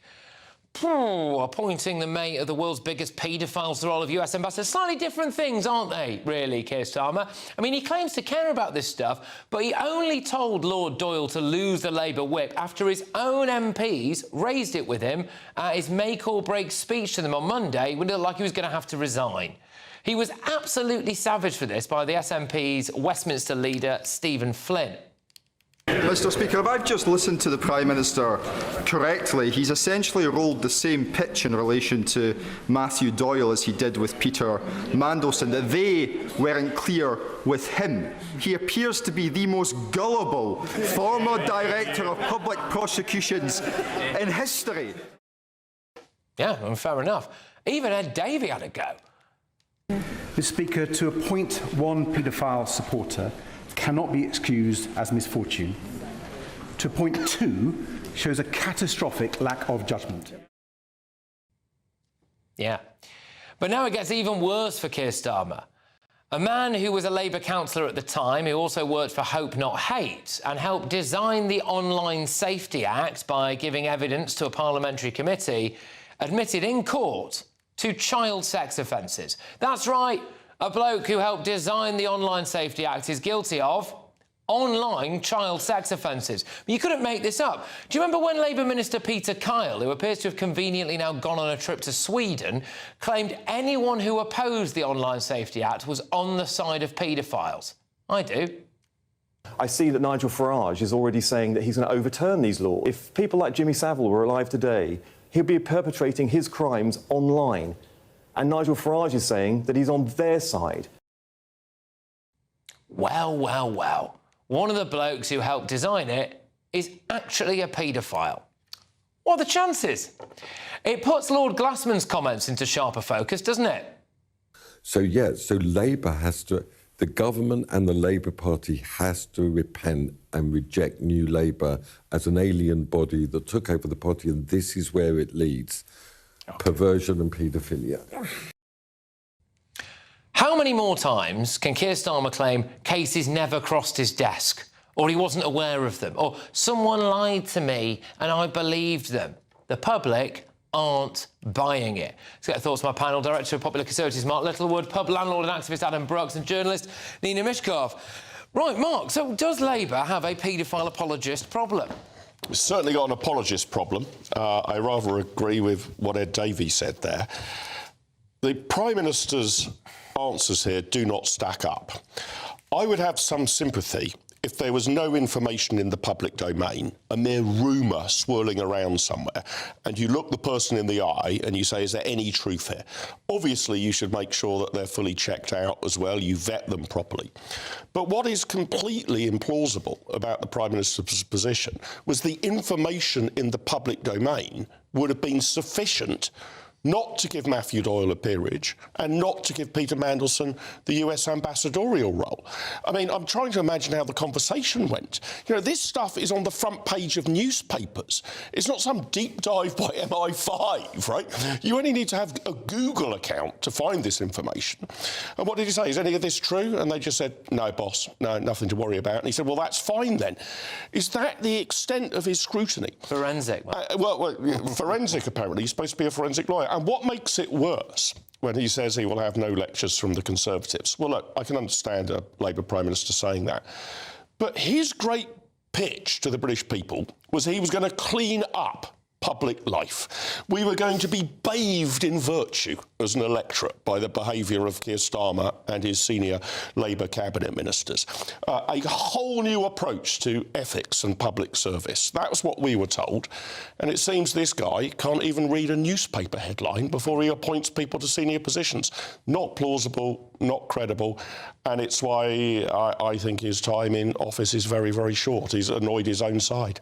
Adam, your views on whether or not there is a paedophile apologist problem when it comes to... The very top of Labour have thrown their MPs under a bus with this, because they do look like a paedophile apologist party now. And even Labour MPs door-knocking over the last 2 days have complained that have been called pedo lovers on the doorstep. That's a British public. It's been reported tonight, that, isn't it, in Politico? Yeah. So, look, we have got a Prime Minister that did everything he could not to have a rape gang and grooming gang inquiry. Why? Because the party are up to their necks in it. He's appointed the world's most notorious paedophile's best mate as the US ambassador. There is no excuse. We've now got paedophile scandals with councillors and within the Lords. Now, Labour... Anyone from abroad looking at this country must think that we are run by paedophile apologists. So it is clear, and the only way it stops is Keir Starmer resigning over this. It's a disgrace. I'm disgusted. Well, so look, same question to you, Nina. I mean, you know, do you think it's unfair that Labour are now potentially viewed as paedophile apologists? I'm with Ed Davey, I have to say. I mean, you know, he's got guts to say that. But having said that, let's look at what happened with Doyle. On December the 12th, he was made a peer, and the Sunday Times came out on the 27th of December. So there would have been time after that. He could have rescinded it. There's no excuses. He could have rescinded it before he went into the House of Lords. But I think that he has had such a complicated existence in that around him in Downing Street he has had the wrong people. There are not enough women. Harriet Harman is absolutely right. There are not enough women in the room because you cannot run a country without a balance like that. Somebody would say, hang on a minute, this is just not good enough. And there seems to be rumours, I have no idea, that it's a boys' club, that it should be better balanced. I agree with that, and he's got to take... But to think that Keir Starmer himself is somehow a real paedophile apologist, when he has done so much during his career and his life to protect women and girls. When he was DPP, he brought in different rules and regulations that meant that it was easier for victims to cope with things, to have their voices heard. He has constantly supported women. So, therefore... Rosie Duffield says otherwise. I tweeted Rosie Duffield. Nina, how on earth does he even remotely consider for a second appointing Peter Mandelson as US ambassador? Forget the vetting and what was in the document. We discussed this last week.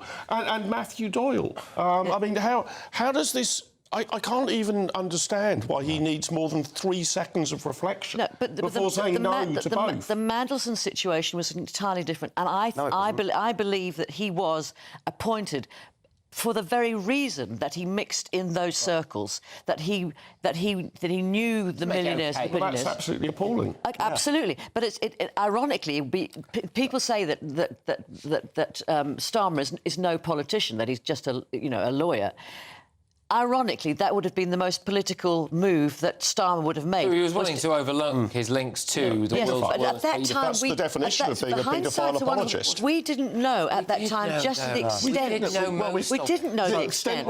The extent we knew was surely sufficient to veto him. It may be that the extent we knew was even greater than that.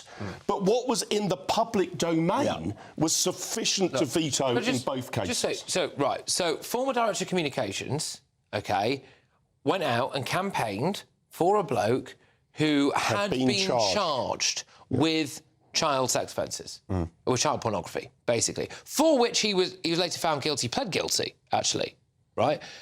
Who does that? No. Even if you're told, oh, honestly, I'm innocent. Honestly, I'm innocent. You go, you know what, mate? I think I'll just leave the door knocking. No, you wouldn't say that. Any man that is watching this show now, if someone around us, most British men, was charged with paedophilia, you'd have to keep us away from them.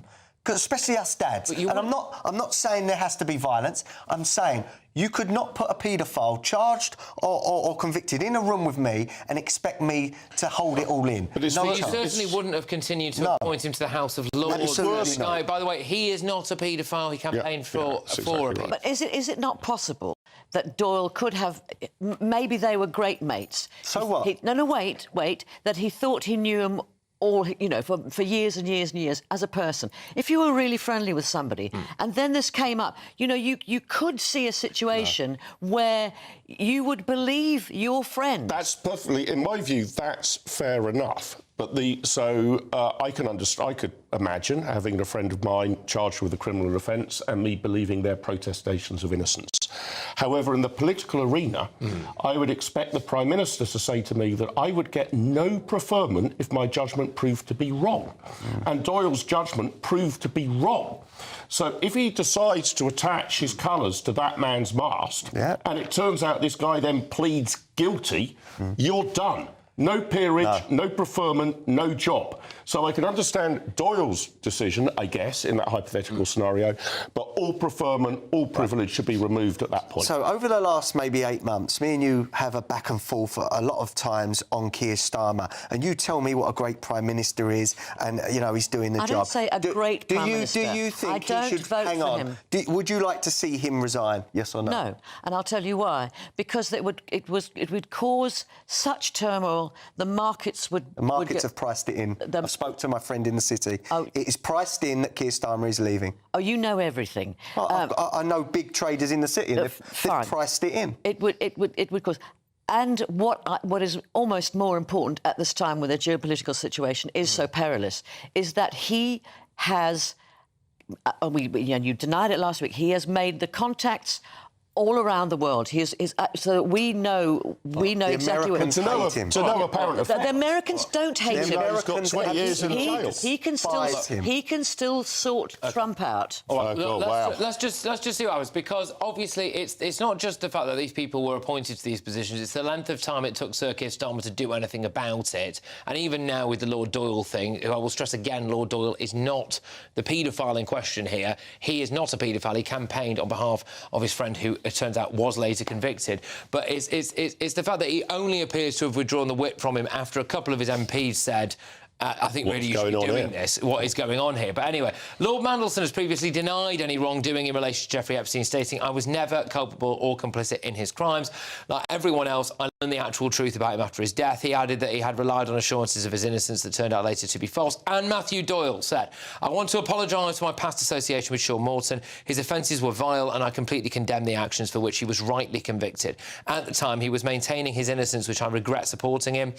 My thoughts are with the victims and all those impacted by these crimes. Now, I want to tell you about something very shortly, which is that we here think that we might be able to keep one of Britain's worst Islamists in prison. But before I give you the detail on that, screeching handbrake turn. It's the Great British Giveaway. Here's Hayley Sparks to tell you all about it. You could win cash and the ultimate holiday in our two-part Great British Giveaway. Thanks to Riviera Travel, you could be jetting off on a £10,000 dream holiday for 2 people. With flights, transfers and luxury accommodation included, you'll get to choose the kind of holiday you want. So whether you're looking for hotel comfort or on a relaxing river cruise, you'll be able to find the perfect match from over 30 global destinations on offer. And because the holiday is handpicked with you in mind, you know it's going to be perfect. Plus, we're going to give you £30,000 in tax-free cash to spend however you like. Your summer can start here, so make sure you don't miss out. For another chance to win, text WIN to 63225. One entry costs £2.50 plus one standard network rate message. Or text BONUS to 63225. 5 entries cost £5 plus one standard network rate message. Go to gbnews.com/win. Entries start at £2.50. Call 0903 686 3232. Calls cost £2.50 plus your network access charge. Or post your name and number to GB19, PO Box 8690, Derby DE1 9TT. UK only. Entrants must be 18 or over. Lines close at 4 p.m. on the 27th of February. The winner may be contacted live after all entry routes have closed. Please check the closing time if listening or watching on demand. Good luck. Coming up, all of tomorrow's newspaper front pages for you. Breaking news on the front page of The Guardian. The Prime Minister has been told to select a woman as his de facto deputy to end this boys' club. However, we happen to know a thing or two about the lady that might take this job, and she's actually copying it from 2 separate angles. One is that she's supposedly an incredibly woke civil servant, stood up for things like BLM and the trans issues.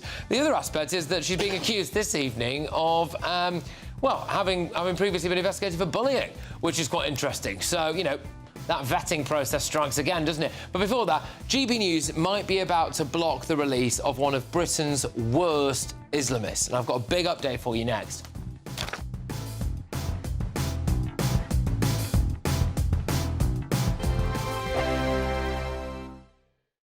Westminster's full of talk, but out here, it's the real world. Am I allowed to talk now? No, that's it. This is where it matters, real people and real lives. That's what politics is all about. The fact is Trump made a good start, no. Straight answers, no spin, and just a couple of pints. How many fingers have I got up? About 10. So join me for Lee Anderson's Real World every Friday at 7 p.m. only on GB News. The People's Channel, Britain's news channel. This is GB News, Britain's news channel. Hello, Ben Leo from The Late Show Live on GB News. Do you remember when Billie Eilish said this at the Grammys? No one is illegal on stolen land. Nice is all I want to say, sorry. Well, Billie reckons there's no such thing as an illegal human because we're all on stolen land. So we're here in Billie's quite posh neighbourhood in Los Angeles. Let's go and see if she practices what she preaches. Hopefully, if she sticks by her merits, she'll have no problem with me waltzing in, maybe making a cup of coffee or a tea. $3 million home. She's got some paddocks out the back with stables and horses. Maybe we can go for a horse ride. I'm sure she'd have no problem with it because she stood up on the stage at the Grammys, tens of thousands of people watching in the audience, millions around the world. The clip's gone viral. Here we go. Oh, nice little place. Bins are out. It's bin collection day. First of all, isn't that ironic? Massive gates keeping people out. I thought Billie didn't believe in borders. Well, according to the driveway, Billie does believe in borders. She believes in massive gates keeping people out. A couple of cameras up there as well. The lights are on, so somebody must be home. Let us in, please, Billie. We are here because this is stolen land, Billie, and we think we should be given access to your quite lovely $3 million mansion. And such is Billie's concern for security and privacy. It's surrounded by pretty decent security fencing. Very nice indeed. Massive security hedges as well. She's taken a lot of concern and time to make sure she's got some privacy, as you'd expect. Oh, there we go. At the $3 million Los Angeles pad of Billie Eilish, she reckons nobody's illegal because we're all on stolen land anyway, but when it comes to her own house here in LA, I think she's got different ideas. GB News, the People's Channel. want to know what's really going on in the corridors of power. Labour don't know what to do with you half the time, and that makes you quite lethal in the chamber. Get behind the headlines with Chopper's Political Podcast. Join me, Christopher Hope, as I sit down with the great and the good of British politics. We'll see where this ruling takes us. These are the stories shaping our nation. Chopper's Political Podcast, available now on all platforms. Listen in and stay ahead.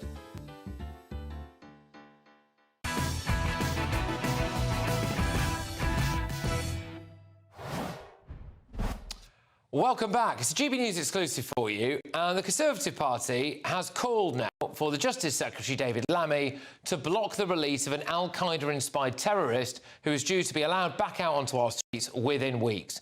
Last night on this show, we revealed that Zahid Iqbal will soon be freed, despite two experts warning that he should never be let out this soon. He should remain behind bars. Now, he was jailed for 16 years back in 2013 after plotting to use a toy car with a homemade bomb to blow up an army base in Luton. Well, Shadow Home Secretary Chris Philp has tonight written to David Lammy urging him to block the release of Iqbal. In the letter, which has been shared exclusively with GB News, Mr Philp said, "We all know the threat posed by Islamist extremism in this country. We must take this threat seriously. That is why the government must veto the decision to release Zahid Iqbal and keep him behind bars." And I'm very pleased to be joined this evening by the Shadow Home Secretary, Chris Philp. Mr Philp, thank you so much for joining us tonight. We really do appreciate it. So, go on, why have you written and why do you feel so strongly when it comes to this stuff? Good evening. Well, it's quite clear that Zahid Iqbal is a dangerous Islamist terrorist who plotted to blow up a territorial army base in Luton. He was quite rightly sentenced to a very long time in prison, and I am shocked that this dangerous man is going to be released early. He's been released actually once already, about 2 or 3 years ago, and was rapidly sent back to prison because he breached all of his conditions. The offender manager, who is responsible for managing this despicable individual, has advised that he is a danger to the public. Despite that, astonishingly, the parole board decided it was okay to release him. That is completely unacceptable. This man is a danger. He belongs in prison along with any other Islamist terrorist, and he should stay there as long as possible. The parole board have quite clearly made a terrible, terrible mistake. And that's why the Justice Secretary, David Lammy, must use the legal powers that he has to veto the release. He's got those powers. Just to be clear on this then, Mr Philp. So David Lammy does have the power to keep this jihadi behind bars? That's right. We changed the law in government, and under a 2004 Act of Parliament, the Justice Secretary has the power to basically veto the early release of a prisoner. And in this case, the powers only existed for the last 2 or 3 years. It was a 2024 Act of Parliament. And Lammy should use this power to keep this dangerous Islamist terrorist where he belongs, which is in prison. We know that in the last 25 years, 94% of terrorist murders in this country have been committed by Islamist extremists. That just shows how serious the threat is. And David Lammy should use the legal powers that he has. Absolutely. Well, I'm just going to read to you now. It's a parole board spokesperson who told us here at GB News that a panel will carefully examine a huge range of evidence, including details of the original crime and any evidence of behaviour change, as well as explore the harm done and impact the crime has had on victims. Parole reviews are undertaken thoroughly and with extreme care. Protecting the public is our #1 priority. But I mean, look, I would like to personally thank you, Mr Philp, for taking this issue on and for putting it to David Lammy. And the ball is now in his court. If he doesn't want this Islamist release, then he's got the power to stop him. The Ministry of Justice, by the way, also said that the decision to release Zahid Iqbal was made by the Independent Parole Board after thorough risk assessment. Officials acting on behalf of the Secretary of State for Justice are examining if there are grounds to challenge the Parole Board's decision through the reconsideration mechanism. So we'll pick this back up. But can I just get you on something that I think you will be very interested in as well, actually, which is the breaking news in the past hour. The Prime Minister has called for Sir Jim Ratcliffe to apologise. He said it was offensive and wrong that Jim Ratcliffe said that Britain was being colonised by immigration, basically. He says that Britain is a proud, tolerant and diverse country, the Prime Minister does. Jim Ratcliffe should apologise. Can I get your views on that? Is the Prime Minister right to call for Jim Ratcliffe to apologise, do you think? No, I don't think he is right. I think Jim Ratcliffe is perfectly entitled to comment on it. And the truth is, immigration has been far, far too high. And actually, it should be the government that is apologising for allowing 65,000 illegal immigrants to cross the Channel since the general election. Under Keir Starmer's premiership, that is more than any other Prime Minister in history. So the one that should be apologising is Keir Starmer and his Home Secretary Shabana Mahmood for having no control of our borders. Should the Tories not apologise as well? Because it's not all Starmer's mess, is it? Record levels of immigration, the Boris wave. Well, look, the last government certainly made some mistakes, but I would say on the small boats that we got the numbers, the Conservatives got the numbers down by a third during their last full year in office, 2023, and the Rwanda plan was ready to go that would have seen illegal immigrants crossing the Channel immediately deported to Rwanda, but it was Keir Starmer who cancelled that plan just days before it was due to start, as a result of which Channel crossings have gone up by 42%. We need to pull out of the ECHR, which will enable us to deport all illegal immigrants, all foreign criminals, and anyone entering the country illegally within a week. Now, that is a much tougher approach than any government has taken before, but it seems to me we do have a migration crisis, an immigration crisis, which requires tough action. Well, look, Chris, thank you very much for joining us. Again, just want to reiterate, thank you for writing to David Lammy on that issue of one of Britain's worst jihadis, actually, and hopefully we can get a result here, right? I mean, hopefully this guy stays behind bars. So we'll pick this up. Take care. All the best. That is Chris Philp there, the Shadow Home Secretary. Right, coming up, all of tomorrow's newspaper front pages, and breaking news on that Guardian front page is that the Prime Minister has been told to select a woman as his de facto deputy. The problem is, the woman who is rumoured to be getting the job, I mean, she's been described by some as Britain's woker civil servant. You will not believe some of the causes that she's gone into bat for. Remarkably, though, she's now been attacked from the other side as well, and people accusing her of bullying people previously. I mean, honestly, what is going on there? All that and more. I forecast a perfect holiday in the sun. Weather looking good then? For sure, and no worries about our travel insurance. All Clear Travel Insurance sponsors GB News Travel Destinations Forecast. Still plenty of unsettled weather throughout the Mediterranean, particularly windy in Corsica, Sardinia, Sicily, and it's going to be a wet one for parts of France as well as Greece. But finally, for much of Iberia at the moment, it is drier and sunnier compared with recent weather, aside from the far south of Spain and Gibraltar. Here, we've got a lot of unsettled weather moving through Corsica, Sardinia, Sicily, parts of Italy, some heavy rain. That pushes into Croatia and Greece next few days. All Clear Travel Insurance sponsors GB News Travel Destinations Forecast. Good evening, welcome to your latest GB News weather update brought to you from the Met Office. A very dull day to come for many of us tomorrow. Some brighter weather here and there, but it will be much colder, particularly for northeastern areas. We're starting to get northerly winds, cold air pushing in from the north. Low pressure systems also bringing batches of rain along these weather fronts, and there will be some quite heavy rain across many southern areas through this evening, pushing into the southeast. That should clear by tomorrow morning, but behind it, a mess of cloud and outbreaks of drizzly rain, particularly across parts of Northern Ireland and northeastern areas of England, as well as eastern Scotland through this evening. Will turn a little bit dry, though, for the far north of Scotland.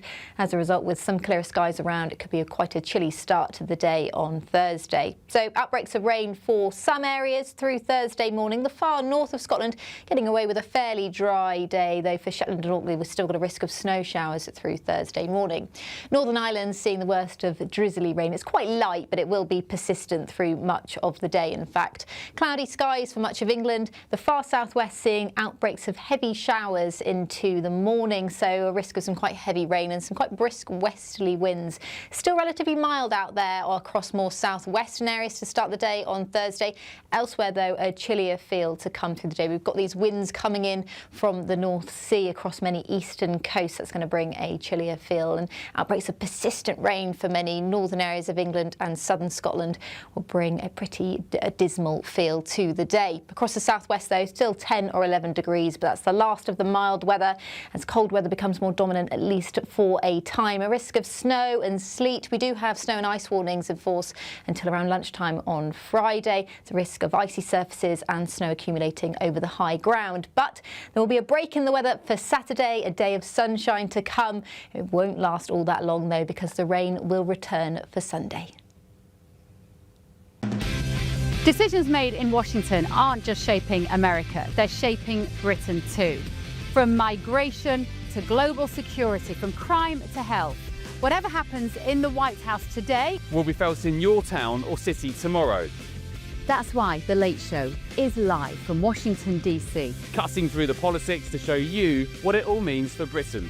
The Late Show live every night at midnight. Only on GB News, Britain's news channel. From the school run to the home run, watch a new show for all of Britain. He can say whatever he wants. A straight-talking show where all voices are heard.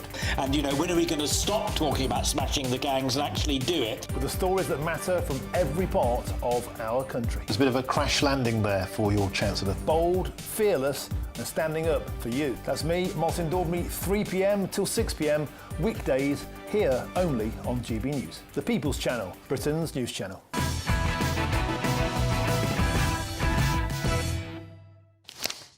Welcome back. Let's get you all of tomorrow's newspaper front pages. The Daily Express, UK quotes, colonised by migrants, claims United chief. This has caused absolute outrage. I wish they showed this amount of outrage over what is being done in this country by some migrants and illegal migrants. But The Guardian, select female deputy to end the boys' club in Number 10, the Prime Minister's been told. Again, huge controversy over the person who is rumoured to be getting this job. She's being attacked from both sides. The Metro, Jamie Dodger, 2 years skipping £3,600 fares, but no jail time. It's a bloke who apparently, spent 6 years dodging train fares and got away with it. I mean, if anything, it's a skill. I'm not condoning it. I'm just saying. I mean, there's no deterrent, is there? No deterrent, no. No deterrent. I'm just amazed he got away with that for long. The Daily Mail, Labour women's fury over second paedophile crisis. I mean, that's a headline, isn't it, really? The Sun, royal exclusive. Credit CAD. Queen, Philip and Charles loaned Andrew £12 million for Virginia payoff, and he hasn't paid back a penny. That's a big story. That is a big story. Look, let's just zone in first with the one that's kind of really blowing up at the moment, which is Jim Ratcliffe's comments. He said, in case you've not seen it, I'll just paraphrase, in an interview, amongst other things, he made the point, in his view, that Britain is being colonised by migrants. He made the point about rapid population growth, going from somewhere in the region of 50-odd million up to 70-odd million people. He made the point about the economy, how, you know, we haven't got the public services and the economy's tanking. You've got something like 9 million people who are out of work or on benefits, and you can't function as a country on that. That's what he said. In that interview, he also said, I've met Keir Starmer, he's a nice guy, it might not be all his fault, he's inherited this, and also the process, I think when it comes to deportation, he might be speaking about, is against him, like we're seeing with all these court cases now to try and block illegals being booted out of Britain. It wasn't an unfair or unkind thing for him to say. But now Keir Starmer has come out and said that Jim Ratcliffe must apologise because Britain is such a tolerant and nice and diverse country. Yay. Right. What do you make of this, then, Mark? Well, look, you might say that Ratcliffe has used intemperate language. I'm not really sure he has. What would a colonised by immigrants UK look like? You might say that there are certain parts of the UK that do look very much like that. But we can have an argument about whether he's right or wrong. You've already buried into some of the detail. You're right, he was rather kind to Keir Starmer in the interview, but he's making various other points. You can't have 9 million people on benefits and huge levels of immigrants if they're also going to be on benefits. The problem here about the Prime Minister's response is he doesn't want to debate Ratcliffe. No. He just wants Ratcliffe to apologise. And he's called the remarks offensive. I mean, too many people are going around being offended and not dealing with issues. So let's actually debate the issues. I don't really care whether the Prime Minister is offended.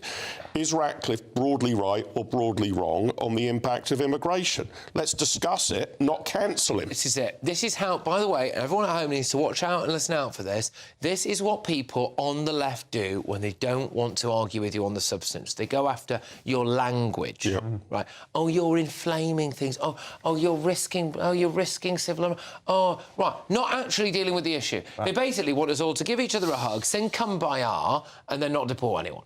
I couldn't give a stuff what the left say. I speak my mind and I speak my opinions, as has Sir Jim Ratcliffe.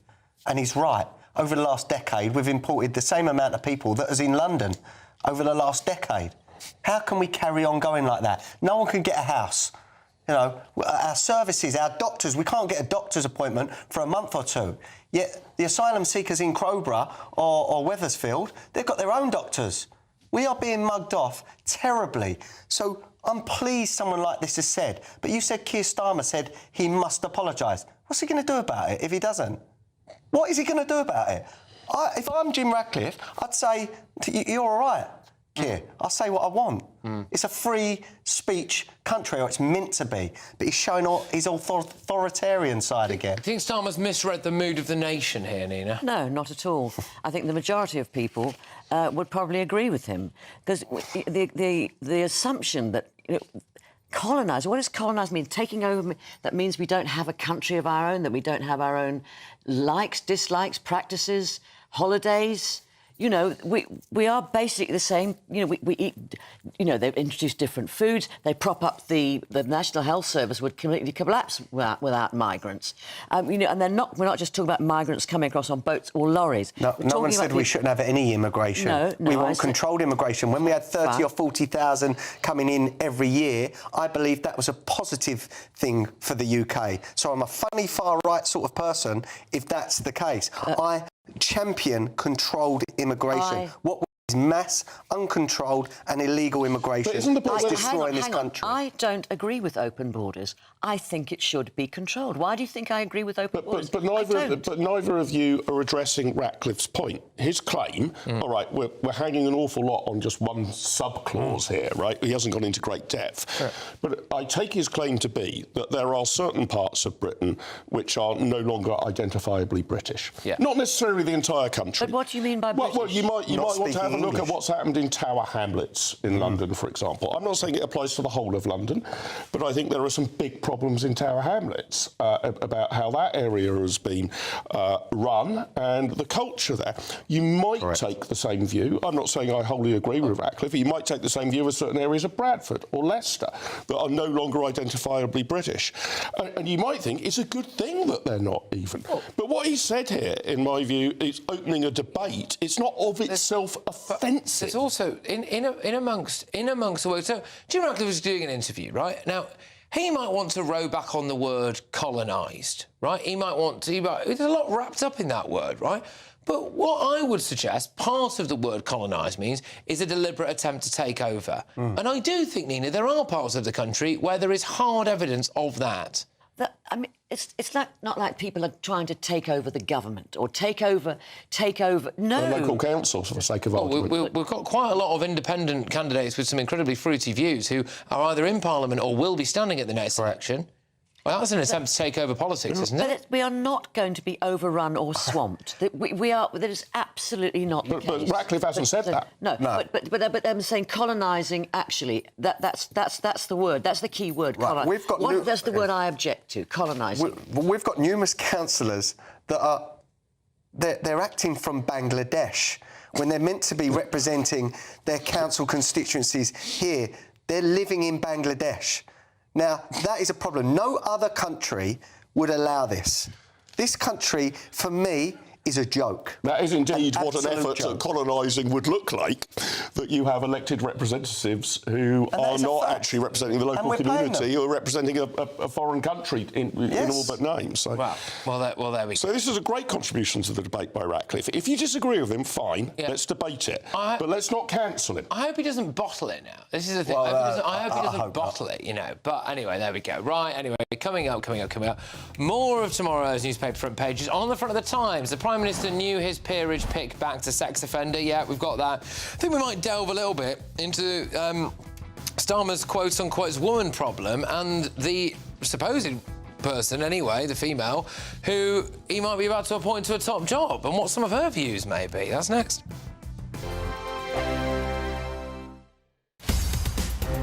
In the GB Newsroom, we bring you the news as it happens. With our team of dedicated journalists across the UK. We're ready to keep you up to date with what's happening every half an hour, every single day. Bulletins here on GB News. The People's Channel. Britain's news channel. This is GB News, Britain's news channel. I will show on-day release from the Stormtrooper factory in Drusilla's Park in the south of England. And can you guess who I'm here to see? No, it's not this old grey grizzly chap. In fact, regular viewers of the show will know that I am Britain's biggest beaver lover. And it turns out I'm not the only one. Yes, a new rewilding campaign has been launched, and up and down the country, people are coming out to support it. So I'm here to find out more.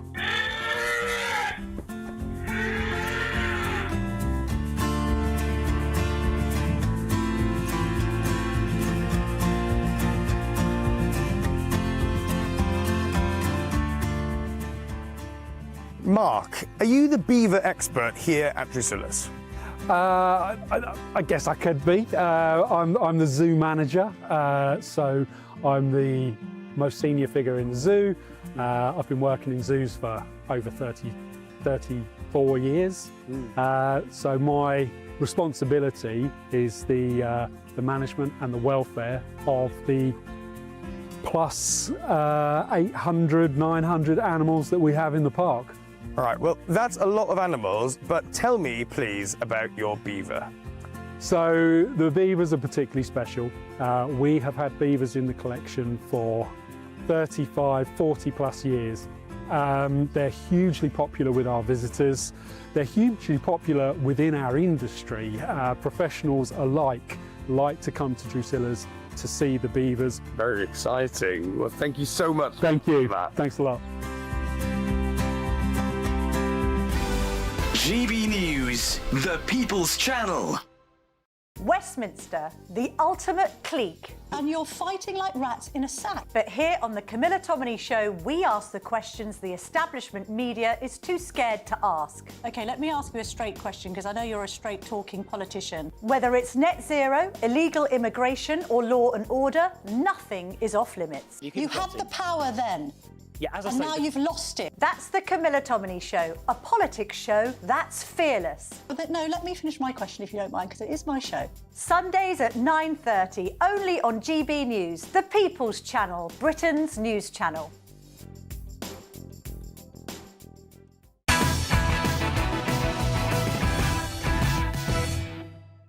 Welcome back. The rest of tomorrow's newspaper front pages now. The Times. PM knew his peerage picker backs a sex offender. We've also got a story here about the police assessing Andrew's leaks to Epstein. Let me remind you of the front of the Sun newspaper, because they said that apparently loads of different royals helped Andrew pay that 12 million quid to Virginia Giuffre, and he's not paid a penny of it back. So there you go. Oh, there it is, credit card. We'll talk about that in the next hour.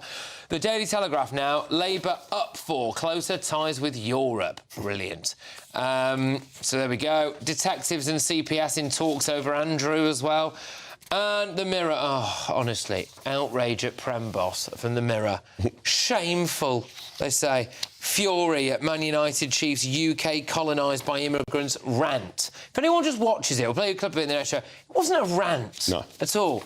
He made a perfectly reasonable point. Anyway, let's talk about this allegation that Starmer is running basically a boys' club. I mean, it's a combination of stories here.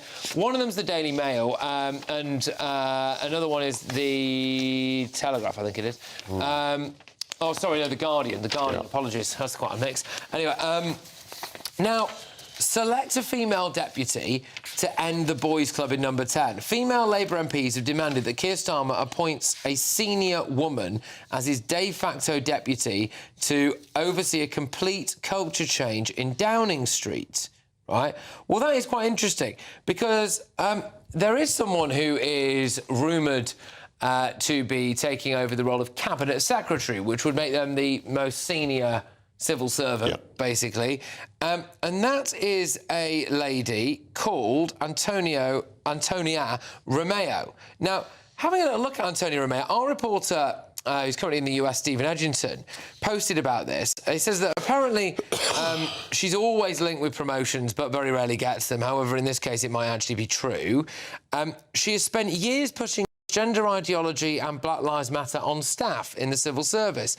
Under Liz Truss, she would email thousands of staff telling them to watch films about transgender seahorses and celebrating Non-Binary Awareness Week. She's a civil service gender champion and promotes menopause campaigns at work. So she would also, of course, just become the first female cabinet secretary. So, according to the logic going around at the moment, that's enough, isn't it? However, Channel 4 have actually done an interview about her, and they are criticising her for a different reason. I think we can play you this Channel 4 clip now. If the candidate mentioned in the media is the one, in my view, the due diligence has some way still to go. Well, I mean, that takes me to the fact that she was investigated when she was working for the Foreign Office, when you were running the Foreign Office. Are you saying they need to go back to that process? Yes. I would prefer to go into detail with the team in number 10 rather than your viewership, but yes, I am available to talk about that and would like to do that. The investigation, again, this is put out by Channel 4, by the Foreign Office, while she was serving as Consul General in New York in 2017, were over allegations of bullying, harassment, discrimination and misusing expenses. It is understood that she was cleared of those things, otherwise presumably she wouldn't still have a job. So there we go. I just point out that Priti Patel, who was also accused of bullying, was found guilty of bullying and is still sitting on the front bench. Yes. Do you? I mean, yeah. I mean, some of the allegations of what she actually did there was just kind of get a bit angry about incompetent civil servants. It's scary that we've got a pronoun police basically coming back into government. This whole trans agenda is just crazy, and that is the last thing that we need at the moment. The trans ideology. It basically pushes to child mutilation. The other thing I will just say that she's not. I will just say, obviously, look, hey, I'm basing all this on what you just heard from Channel 4 there, and what our reports to Nation said. She is not here to defend herself, okay? And this news is like a developing news story, so you know, she might. I imagine she would vehemently push back on this stuff. I just hate all the identity politics around this, right? I don't really care. I mean, I don't like the suggestion that the top civil servant is the deputy to the Prime Minister. They are supposed to be at the service of the Prime Minister entirely. Right. But the idea it matters whether it's a man or a woman to sort out these issues. Well, what total nonsense. Because I think it's important. Yes. Do you think it needs to be a woman? I think it does need to be a woman. I think what's been proven over the last few months is that Number 10 has been run by a kind of boys' club, you know, testosterone-filled, with that, you know, just... I mean, sometimes on this sofa, it's a boys' club, isn't it? You know, I'm very much in the minority. There aren't many women who will... What about if she's rubbish? I don't think if you achieved that point in that role in the civil service, I don't know the woman. If she's achieved that role, she can't be rubbish. But it's not. But what Harriet Harman is calling for is the position of First Secretary of State, which is different from Cabinet Secretary. All right. Well, park this for now because we've got a whole nother hour coming your way. Loads of news, including some developments about the 12 million quid that Andrew gave to Virginia Giuffre. That's next.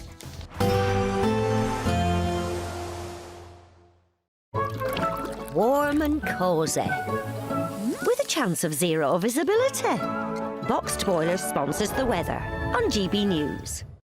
Good evening, welcome to your latest GB News weather update brought to you from the Met Office. A very dull day to come for many of us tomorrow. Some brighter weather here and there, but it will be much colder, particularly for northeastern areas. We're starting to get northerly winds, cold air pushing in from the north. Low pressure systems also bringing batches of rain along these weather fronts, and there will be some quite heavy rain across many southern areas through this evening, pushing into the southeast. That should clear by tomorrow morning, but behind it, a mess of cloud and outbreaks of drizzly rain, particularly across parts of Northern Ireland and northeastern areas of England, as well as eastern Scotland through this evening. Will turn a little bit dry, though, for the far north of Scotland. As a result, with some clearer skies around, it could be quite a chilly start to the day on Thursday. So outbreaks of rain for some areas through Thursday morning. The far north of Scotland getting away with a fairly dry day, though for Shetland and Orkney we've still got a risk of snow showers through Thursday morning. Northern Ireland seeing the worst of drizzly rain. It's quite light, but it will be persistent through much of the day, in fact. Cloudy skies for much of England. The far southwest seeing outbreaks of heavy showers into the morning, so a risk of some quite heavy rain and some quite brisk westerly winds. Still relatively mild out there or across more southwestern areas to start the day on Thursday.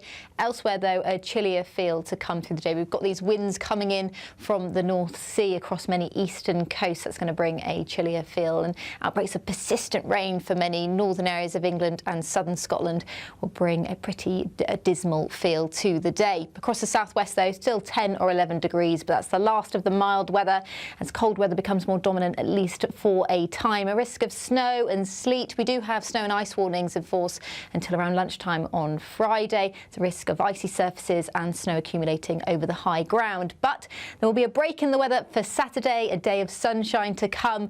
It won't last all that long, though, because the rain will return for Sunday. Warm and cosy, with a chance of zero visibility.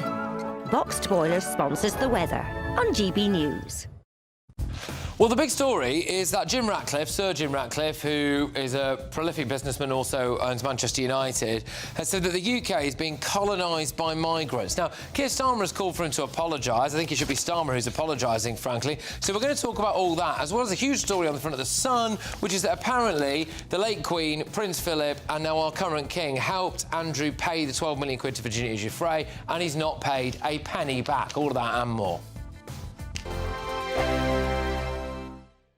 We want you to boost your bank account with an incredible £30,000 in tax-free cash to spend however you like. There's also a terrific £10,000 to spend on a Riviera travel holiday of a lifetime for two. So whether you fancy a cruise or an escorted tour, you'll have over 30 worldwide destinations to choose from. For another chance to win, text WIN to 63225. One entry costs £2.50 plus one standard network rate message. Or